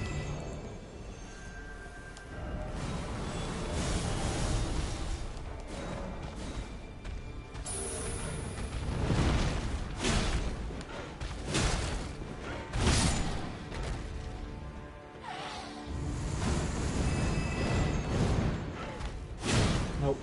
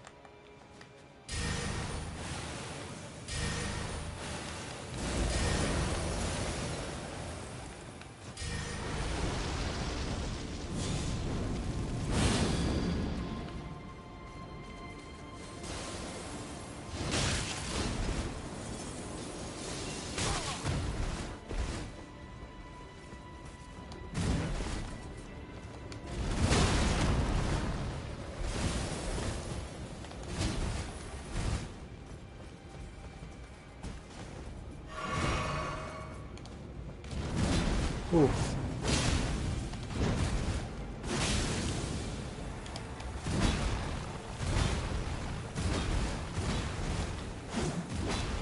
Oh my gosh. Ooh. Oh. Damn it, dude.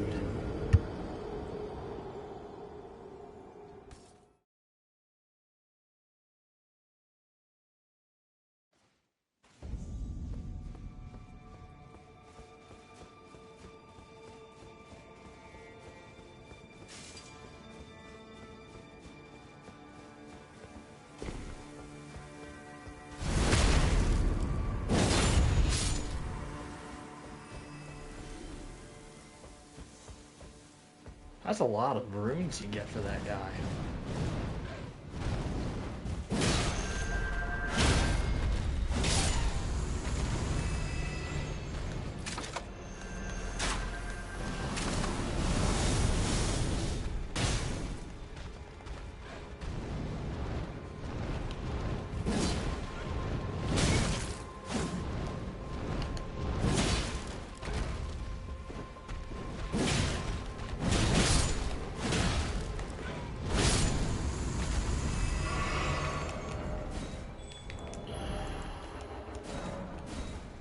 Keep forgetting the tongue.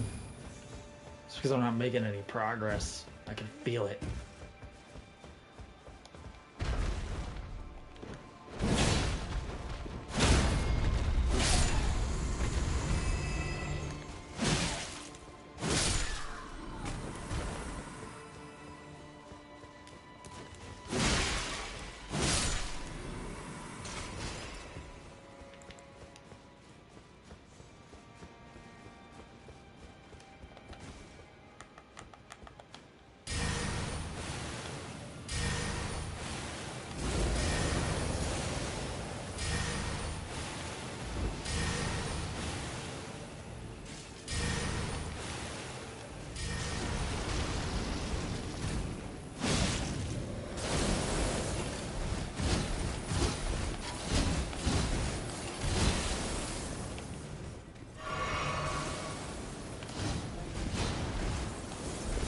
That's off the cliff, isn't it? Damn it.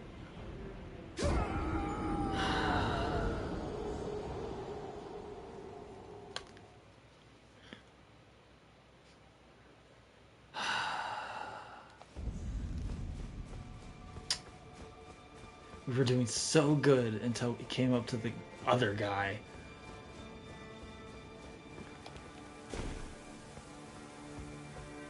We even beat this guy no problem at all. But for some reason now it's just so difficult.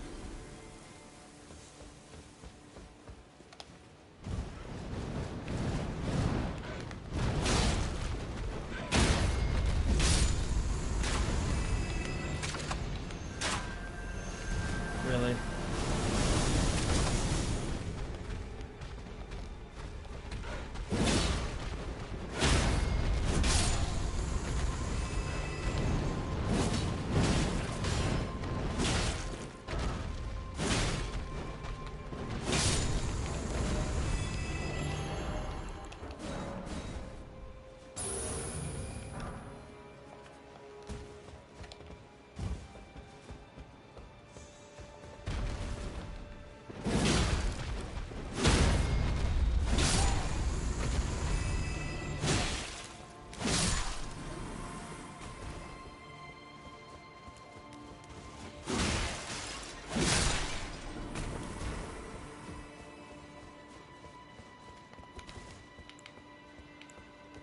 Oh boy, oh boy, oh boy.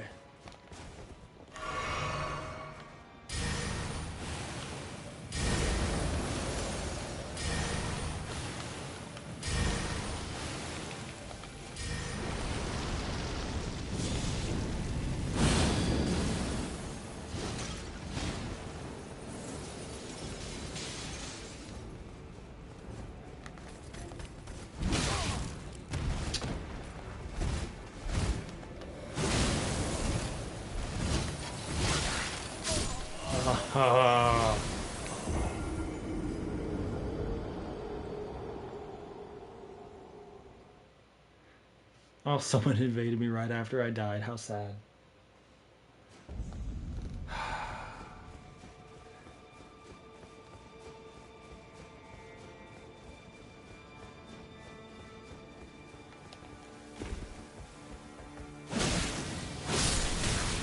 Really?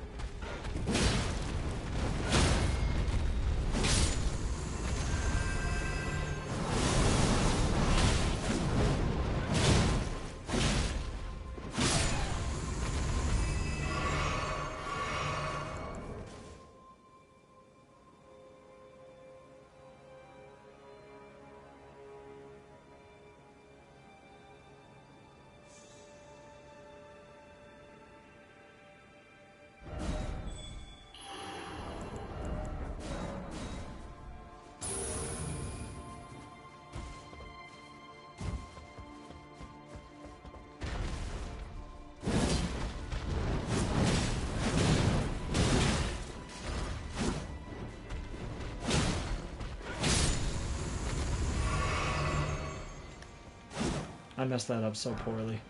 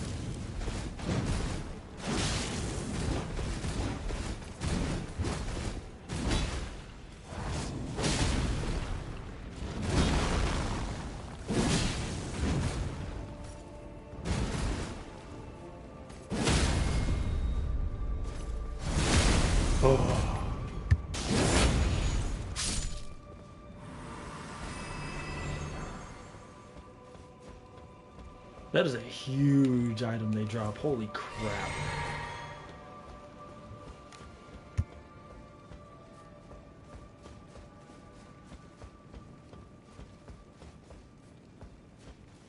I don't even remember where to go.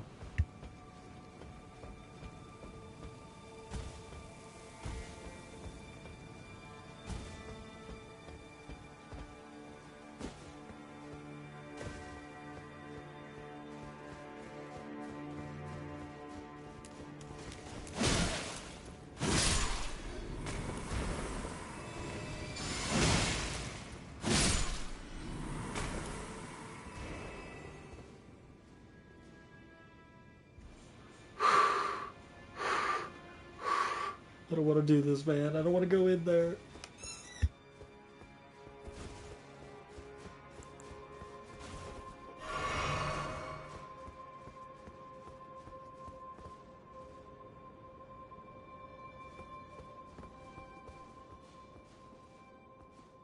Look at him. Just look at him.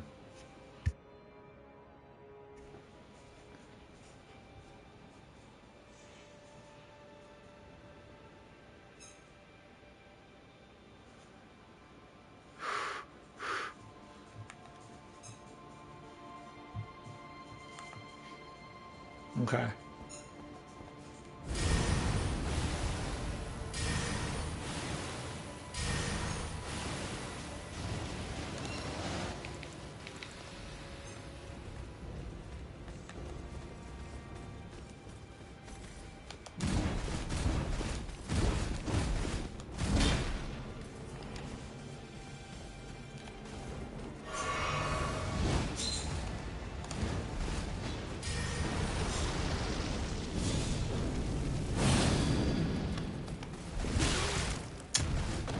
I always mess that up.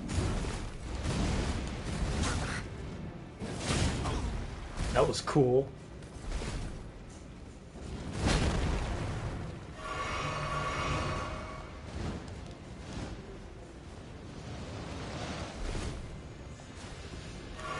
Oh.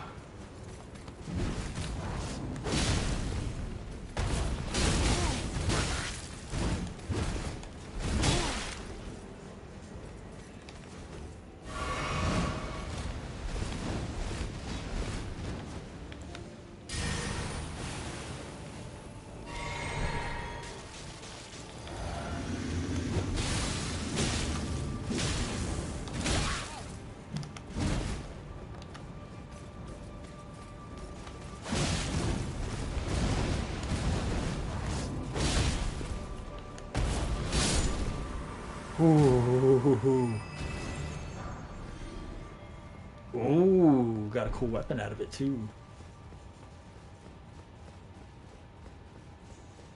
Hopefully that's the end of that.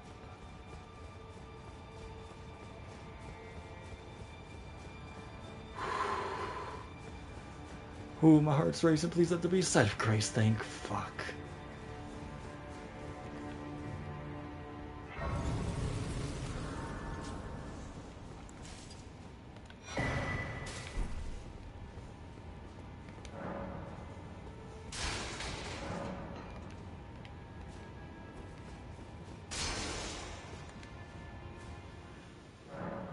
Ooh.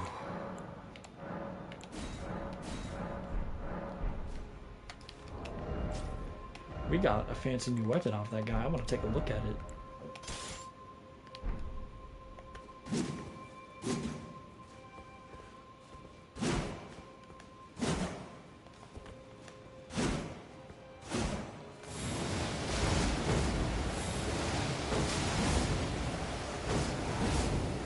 Oh, that's huge.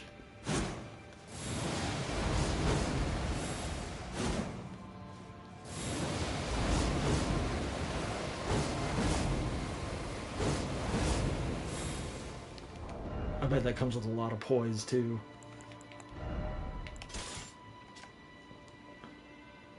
Unique skill, Horn Calling Storm. Invokes tangled horns to cover the weapon's blade, call a storm into the horns, then mow through enemies. Additional inputs allow for up to 2 follow-up attacks. A curved greatsword of the Horned Warriors. Keepers of the Tower, a heavy weapon made to bring the deft strength of the warriors to bear. The ornamental tangled horns allow the blade to serve as a medium for horn calling. Nice.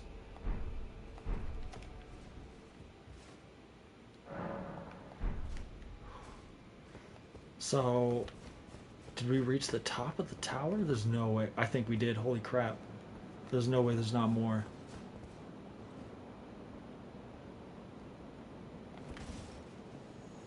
Well, well. It's been quite some time. It was never kind of natural, was it? The Earth Tree was leading you all along, so that you might ascend to lordship, like Prince Land to begin with. I suppose it must be what His Eminence, or perhaps the Earth Tree desired all along. The clashing of the favored lords, such that one would prevail. So be it. If you insist upon facing Nicola the Kind, then I will run you through whoever you might be. Don't tarry now. Oh, shit. What is this?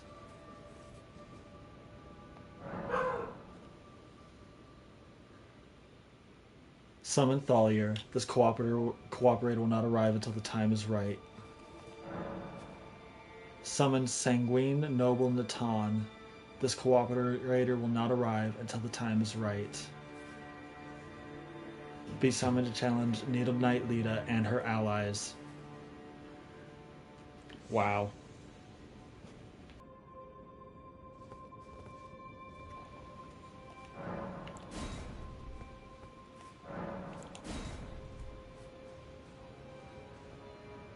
This is going to be so cool.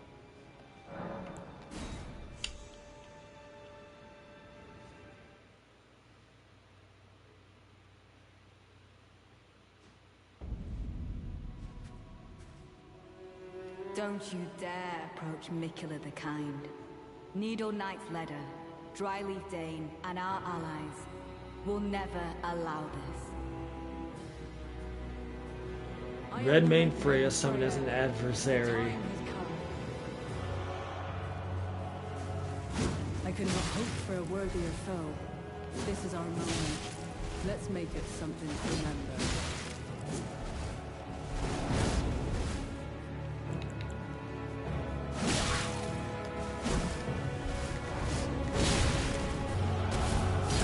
Ooh. More summon as an adversary. Oh my gosh. Fighting and tragedy this is.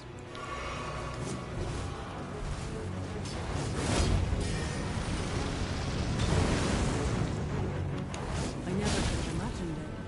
That you might be the Earth Tree's rightful lord. Such as it is, his battle cannot be more perfect. For the birth of a new god and the coming of a lord.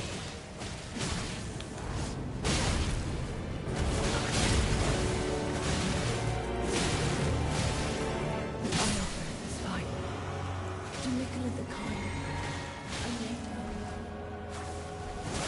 Nicola the Kind will help us forget.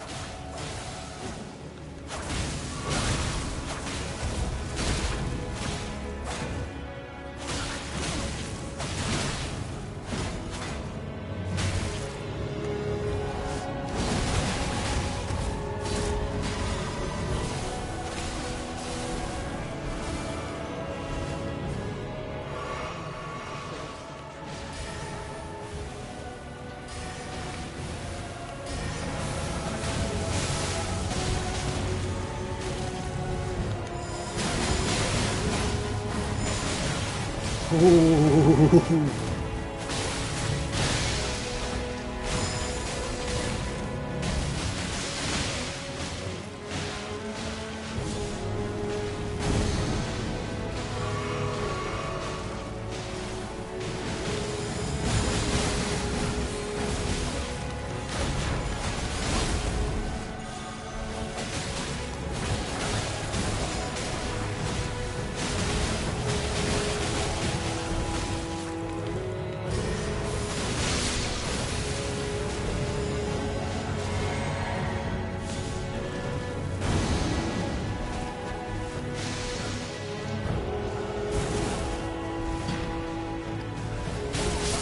Oh,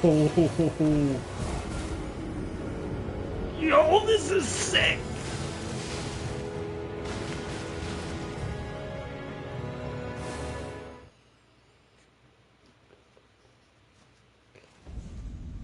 That was a sick encounter. This is tough with so many dudes. Chris, I know you're lurking and I know you're in Disneyland. Thank you for that subscription, by the way. Thank you so much.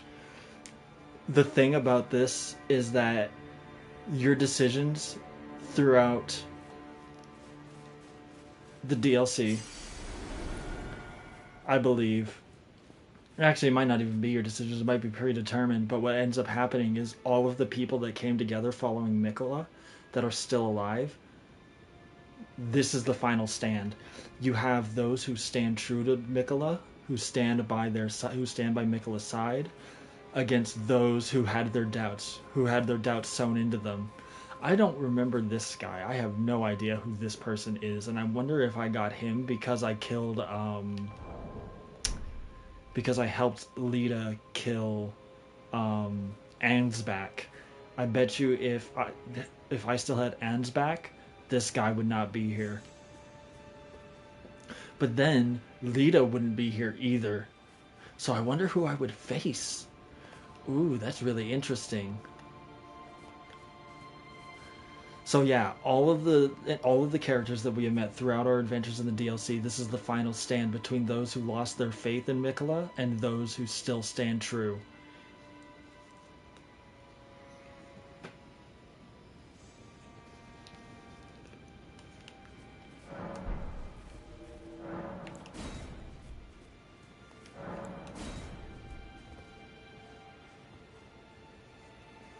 This is probably one of the coolest boss fights ever.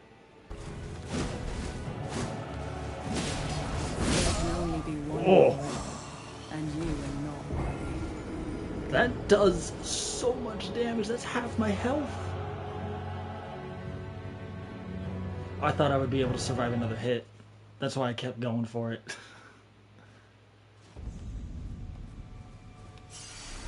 Okay. We got this.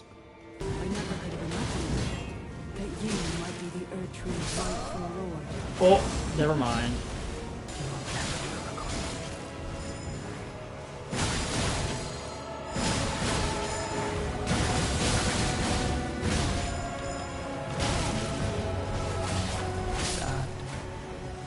Forever. Oh, that hurts. That one hurts.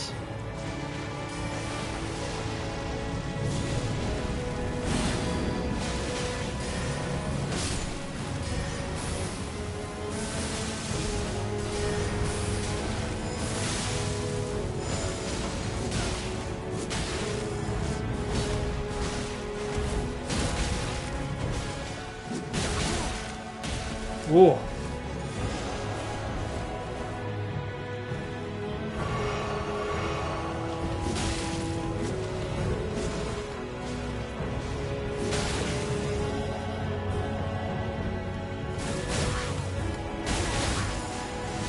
Ooh, the stagger on him.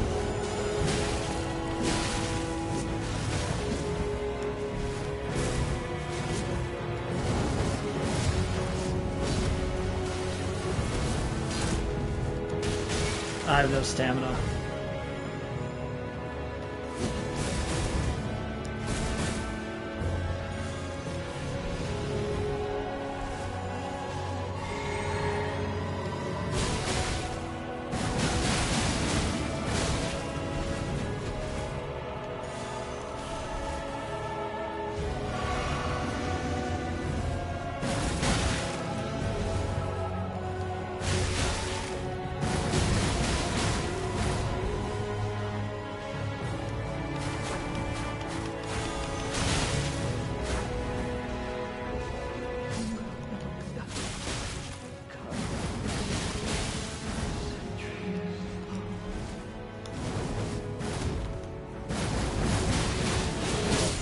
And the leader got me at the end. It was an honor to face a worthy lord.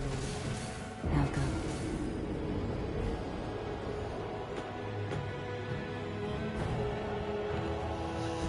go. Ooh.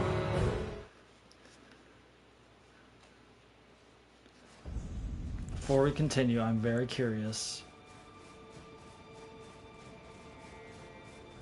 It will not let me pass.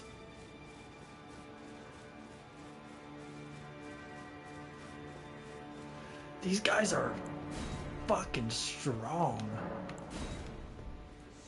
I really, really like just everything about this.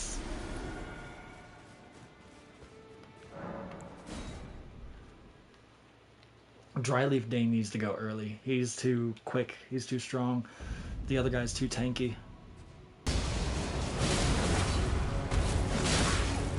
Oh! Oh my god!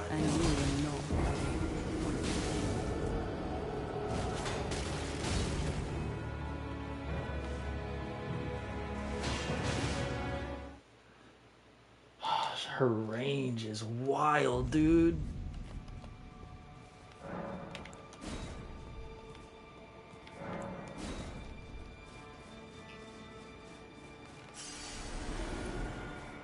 I love everything about this encounter. This is so cool. This is probably one of the hardest boss fights because it cuts your Hestus in half. Like, I think by default it cuts... Oh, no, it doesn't. Oh, well, I'm just really bad then. Don't you dare approach Mikula the Kind. We lost one.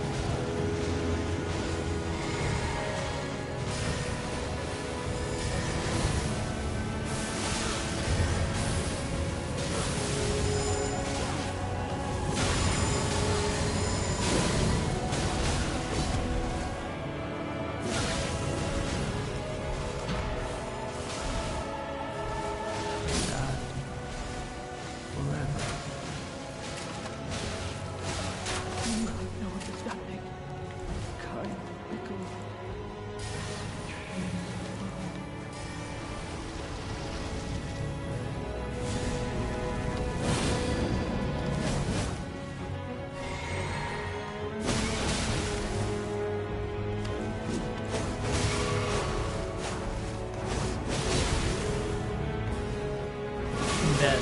Damn it, dude.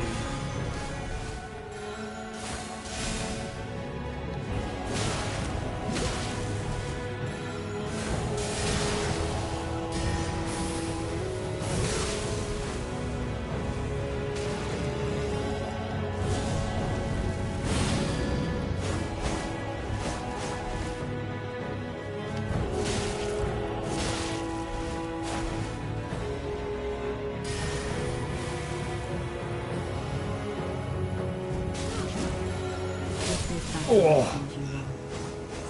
It was an honor to play. Damn, dude. Now go.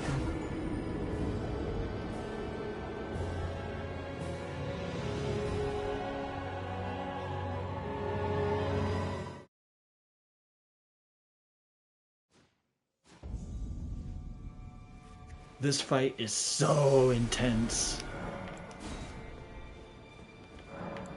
I need to not get bodied by Freya early on.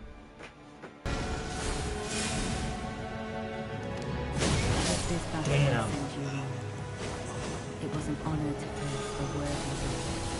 Now go.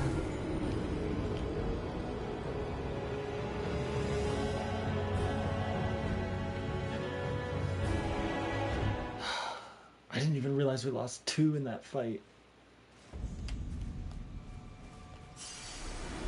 Difficult, very, very difficult.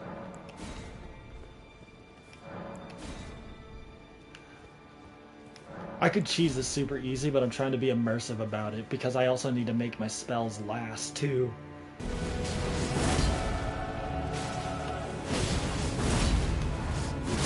Oh!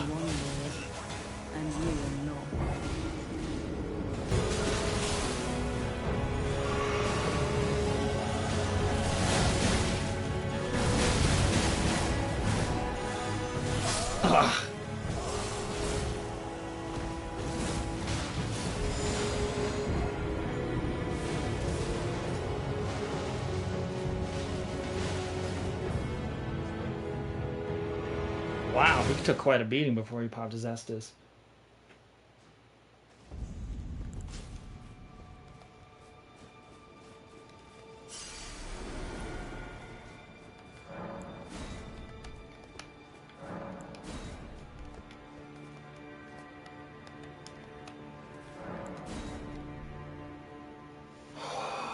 This is so cool.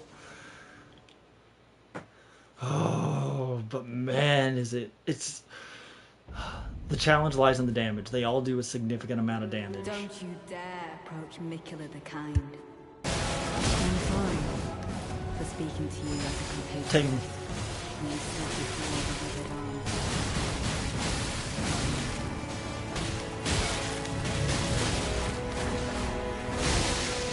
Oh, I'm so greedy for it because I knew he had the Estus.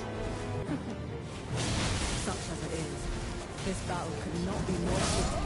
Damn For it. the birth of a new god and the coming of a lord.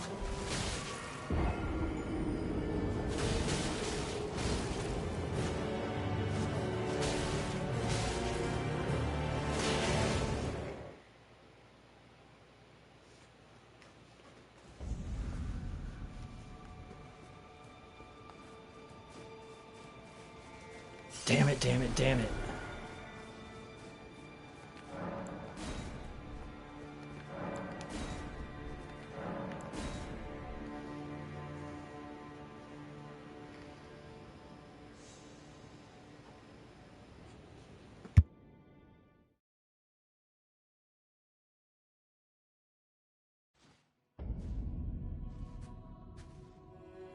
Don't you dare approach Mikula the Kind. Needle Knight's Ledder, Dryleaf Dane, and our allies will never allow this. I am the Red Mane, Freya. The time has come. I cannot hope for a worthier foe. This is our moment. Let's make it something to remember.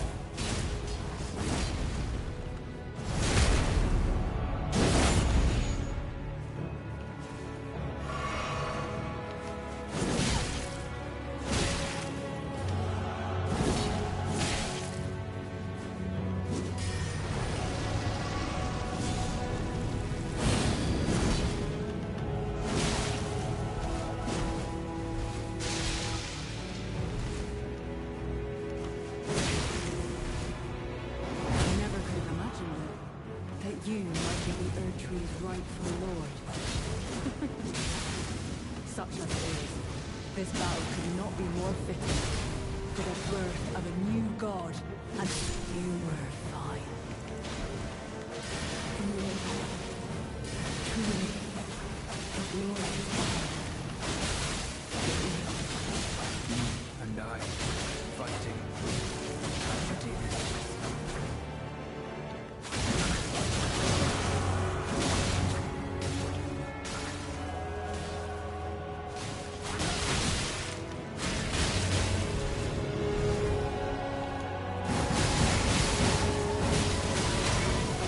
Ooh.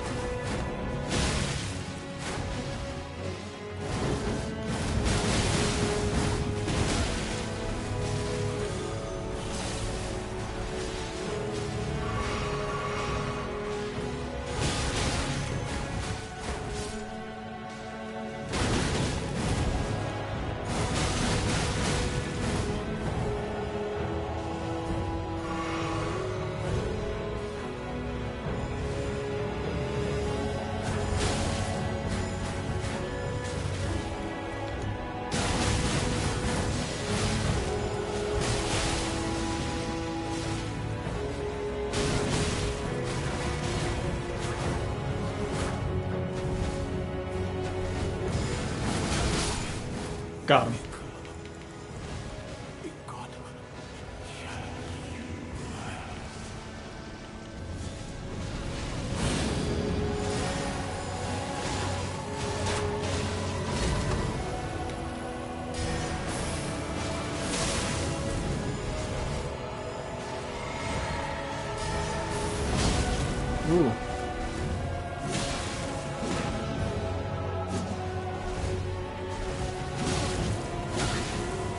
sorry, more.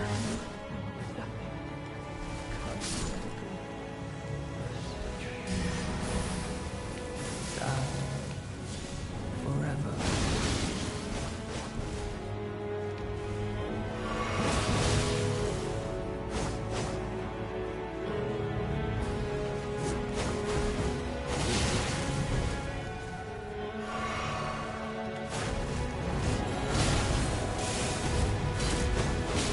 Oh.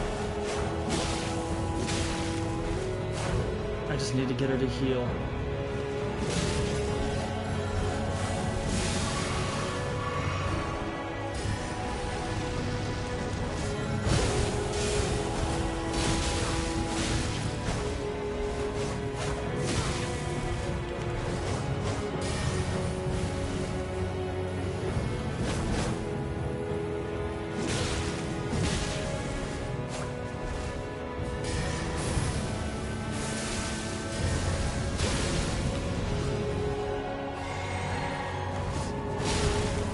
Ooh.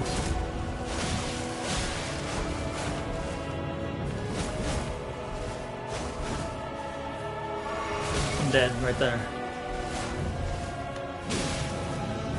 Because I have no stamina.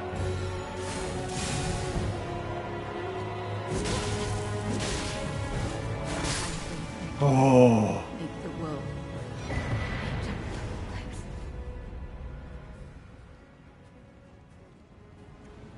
Ooh.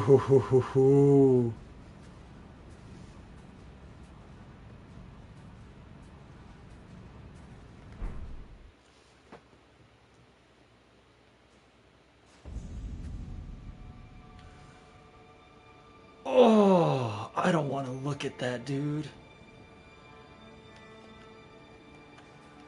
I don't want to look at that. That's so brutal. Ooh. These are the choices that you made. Were they worth it in the end? Those you once called allies. I want to take a look at this sword because I want to see what it looks like, because I might put this on another character. Oh, it matches my outfit. Ooh, it matches me so good. I like this sword. I'm definitely putting this on another character. How much faith do I need to use it? 19 faith. Light greatsword with gold inlay. Weapon of Lita the Needle Knight. Deals holy damage. Though polished to a mere sheen, this blade still reeks with the stench of crusted blood that lingers from the cull of her knightly comrades. Skill of Needle Knight Lita generates 10 gold needles, which pierce their target all at once. Those pierced are purged of all ailments and special effects alike. It's a debuff.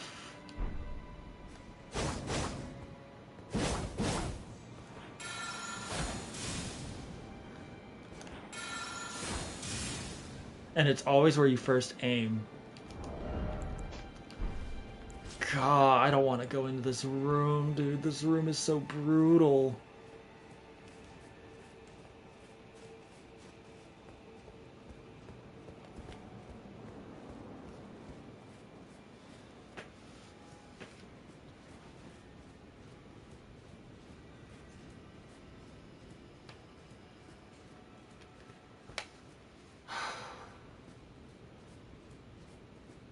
Oh, more.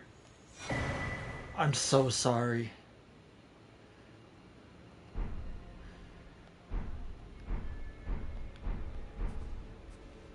Freya.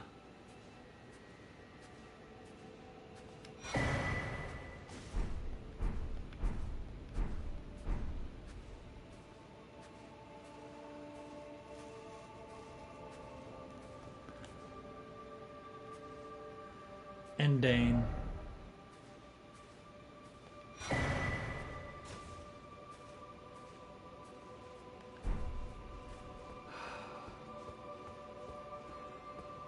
And of course, Lita herself.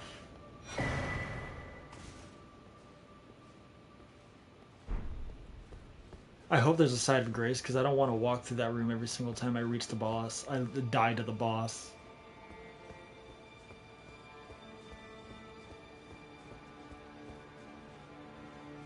Alright. If that's the case, let's take a look at all of the things that we have beside us. Greatsword decorated with a mane, much like the weapons used by her liege. The spirit of Freya's training lingers in the sword, enhancing the power of Redmane battle skills. Skill favored by dexterous warriors, slash foes as your body spins. So you don't get her weapon art that she used, but you can put it on. You can actually change the weapon art on this sword.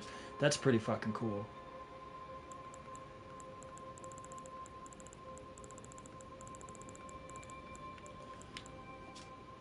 A technique for hand-to-hand combat without the aid of a weapon, this martial art focuses on kicking techniques. This kick-based martial art is unique to Dane, a dryleaf and sworn ally of Lita. He acquired these skills by training with the aid of a waterfall, letting the water beat his body and throwing himself into its basin.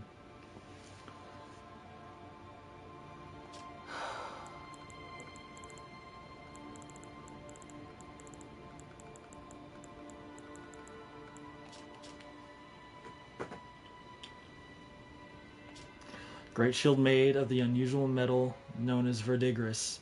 Boasts greater guard capacity than damage negation.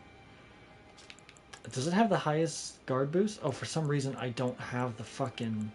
Oh, fingerprint shield. Here it is. Yes, it does. It has the highest guard boost. To the extent that the shield will continue to protect its target even if its bearer should die. Oh.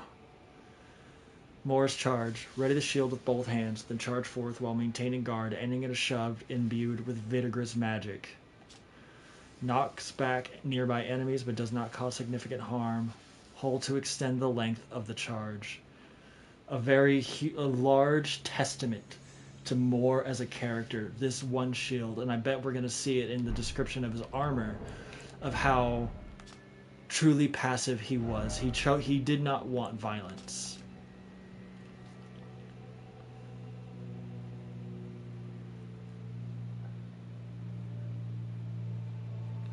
Gravebirds are ancient golems created to guard the spirit graves built where all manners of death ultimately drift.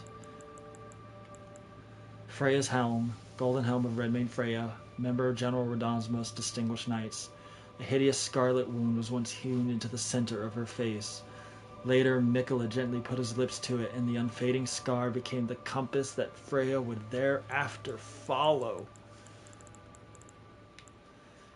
Helm made from an unusual metal known as verdigris. Verdigris is said to be the gift of an outer god, possessed of an enormously hefty yet supple strength thanks to its rusted nature. Oh. The iron mask of Sir Ansbach, giving the appearance of a quiet, wise, old bearded man. But an old fear lurks beneath, together with the cold, unflinching discipline that once honed his blade, now employed to enhance blood oath and dynastic skills.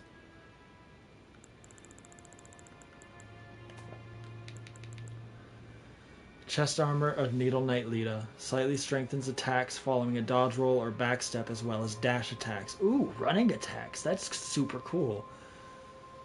Embroidered with a golden cross tree motif, the chalk white cloak and surcoat symbolize the honor of the Needle Knights. Kindly Mikola fashioned us as his needles to quell all, to ward away all. Golden armor of Redmane Freya, member of General Radahn's most distinguished knights, affixed with a black woolen mantle. After witnessing Freya's valor as a gladiator in his youth, Radahn invited her to join the ranks of his most trusted warriors.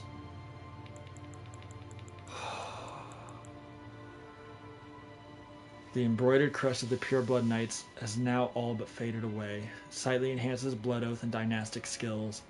Ansbach understood that keeping his oath to his old master was not an act of logic, nor would it bear any justice, but it was for these very reasons he was unable to let go.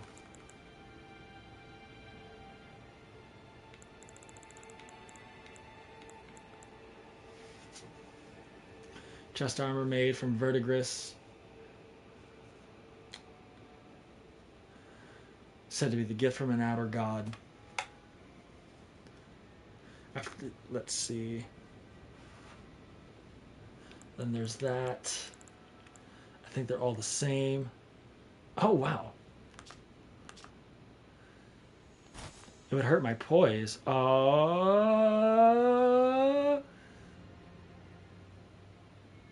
You know, it kind of matches, but it hurts my poise. Oh, it doesn't. Not by much. I don't like that I have hands that show, though. I'm not a fan of that.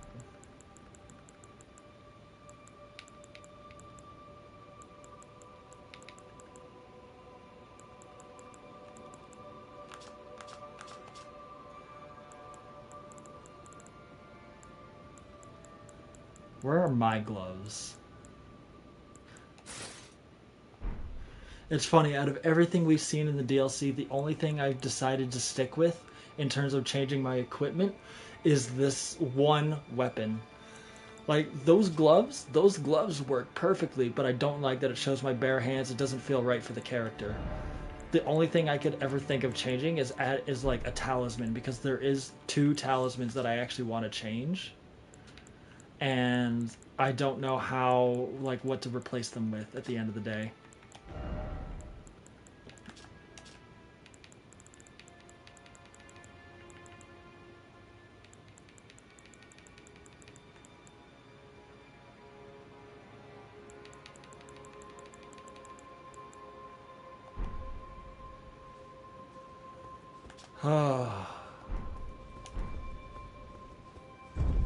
What a horror show that was.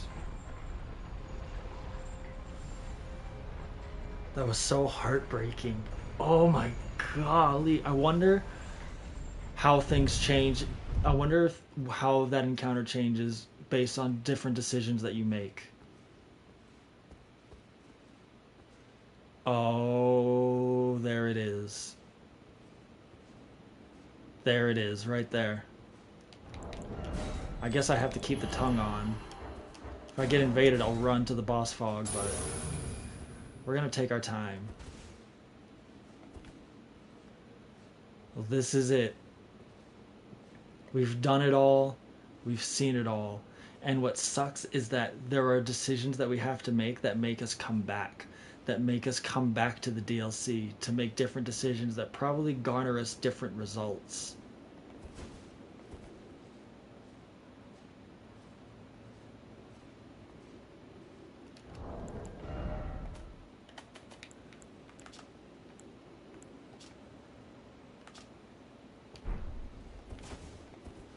And I'm willing to bet there are still things that I have missed in this DLC.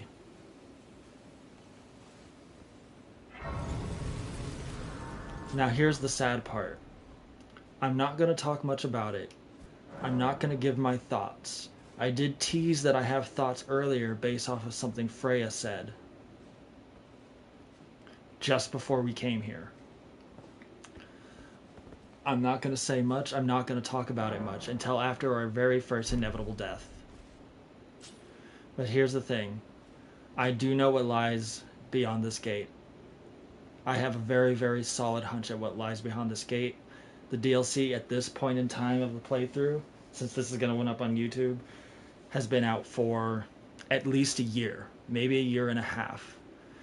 Life is obviously poses challenges, and I don't get the time, I don't get necessarily all the time that I want to play. Otherwise, I would have finished this DLC like within a month after it came out.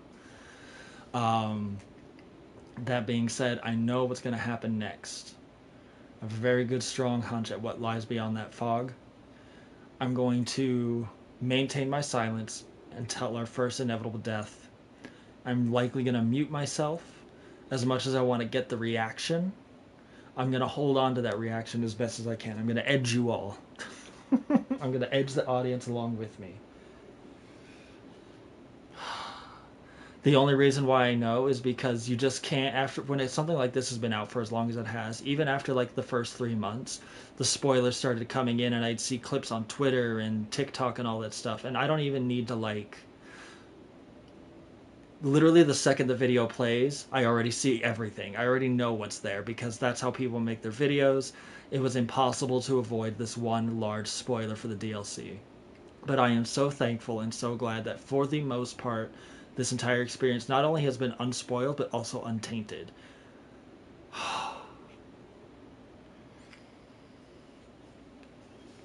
There is one thing I want to look at.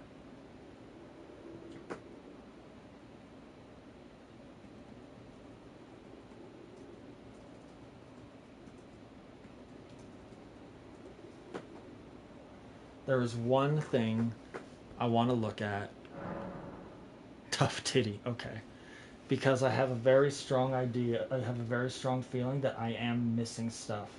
And if I am, I want to check to make sure I have it. Or I want to make sure that I, like, checked all of my corners. It looks like I did miss out on something. I missed out on one spell, but that is entirely because of a specific choice that I made.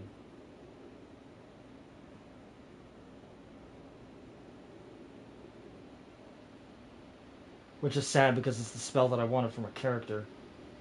I am confident that I have everything. But there is actually, now that I think about it, there is one other thing that I have to check. Who helped me? Saint Trina. Thalia was there.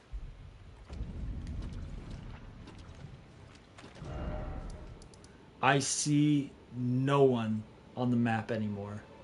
No one.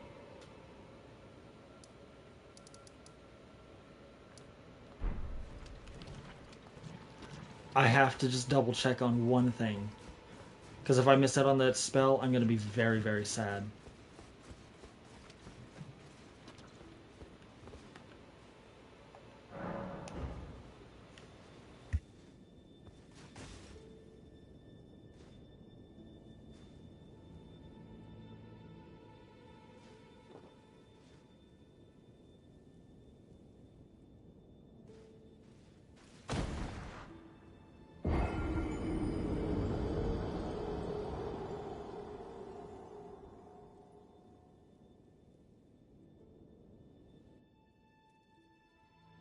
You must kill Miguel.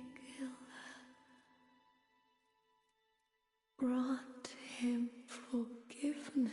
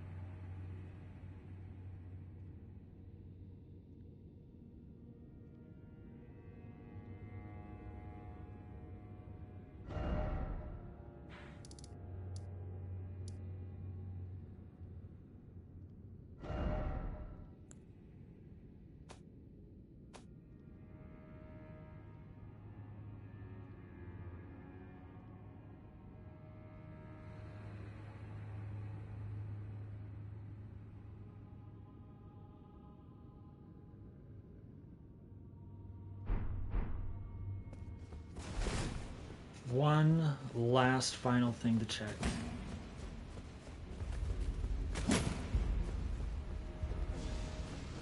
I know we already checked.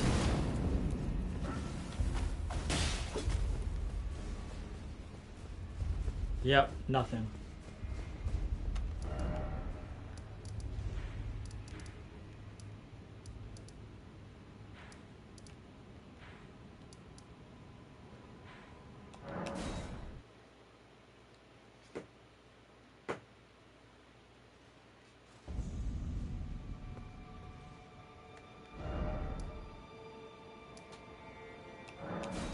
The Divine Gate front staircase. Is this it? Yes, it is. Okay. That being said, it looks like I did miss out on one thing. I missed out on a spell, and that was because of a decision that I made. I do not know if there's another way to get that spell without finishing this playthrough and going through another playthrough and doing the Shadow of the Erd Tree DLC one last time. I made a decision based off of how, and it's essentially the spell. The reason I lost the spell is because of a decision that I made, and I made it in good faith, based off of how I felt and what I wanted to do with this DLC. I'm willing to bet that if I did not make the decision that I made, we would not have gotten that really awesome encounter at the end.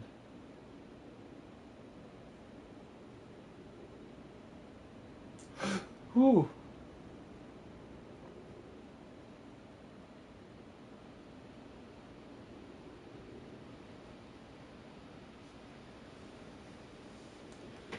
But we'll see what happens.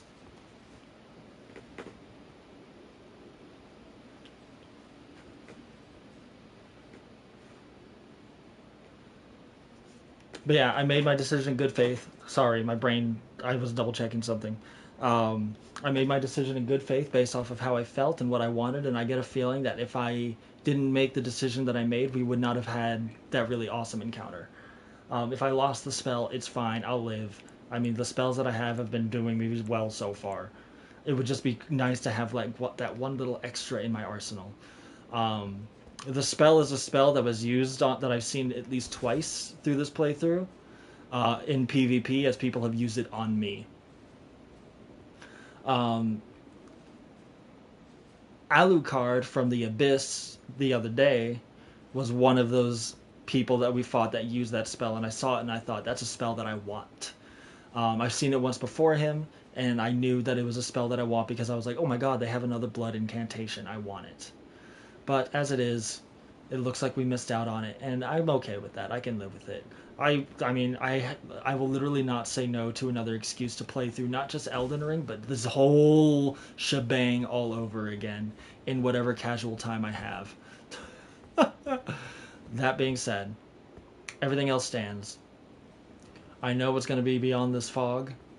I'm likely going to mute myself, and I will share my impressions, my thoughts, and my reactions after my first inevitable death.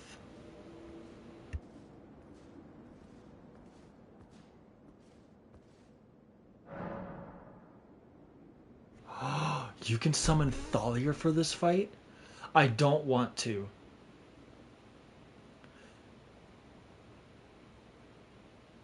And the only reason I'm not going to is because he's outside of the boss fog. If he was inside the boss fog, I probably would summon him. But I don't think summoning him actually does anything. Oh, that's a weird decision to make. So, summoning him outside of the boss fog makes me feel like he's just a summon for the boss fight itself, that it has no bearing on his story. If he was inside the boss fog, it would be another thing altogether. That being said, let's go through and face our death for another several hours.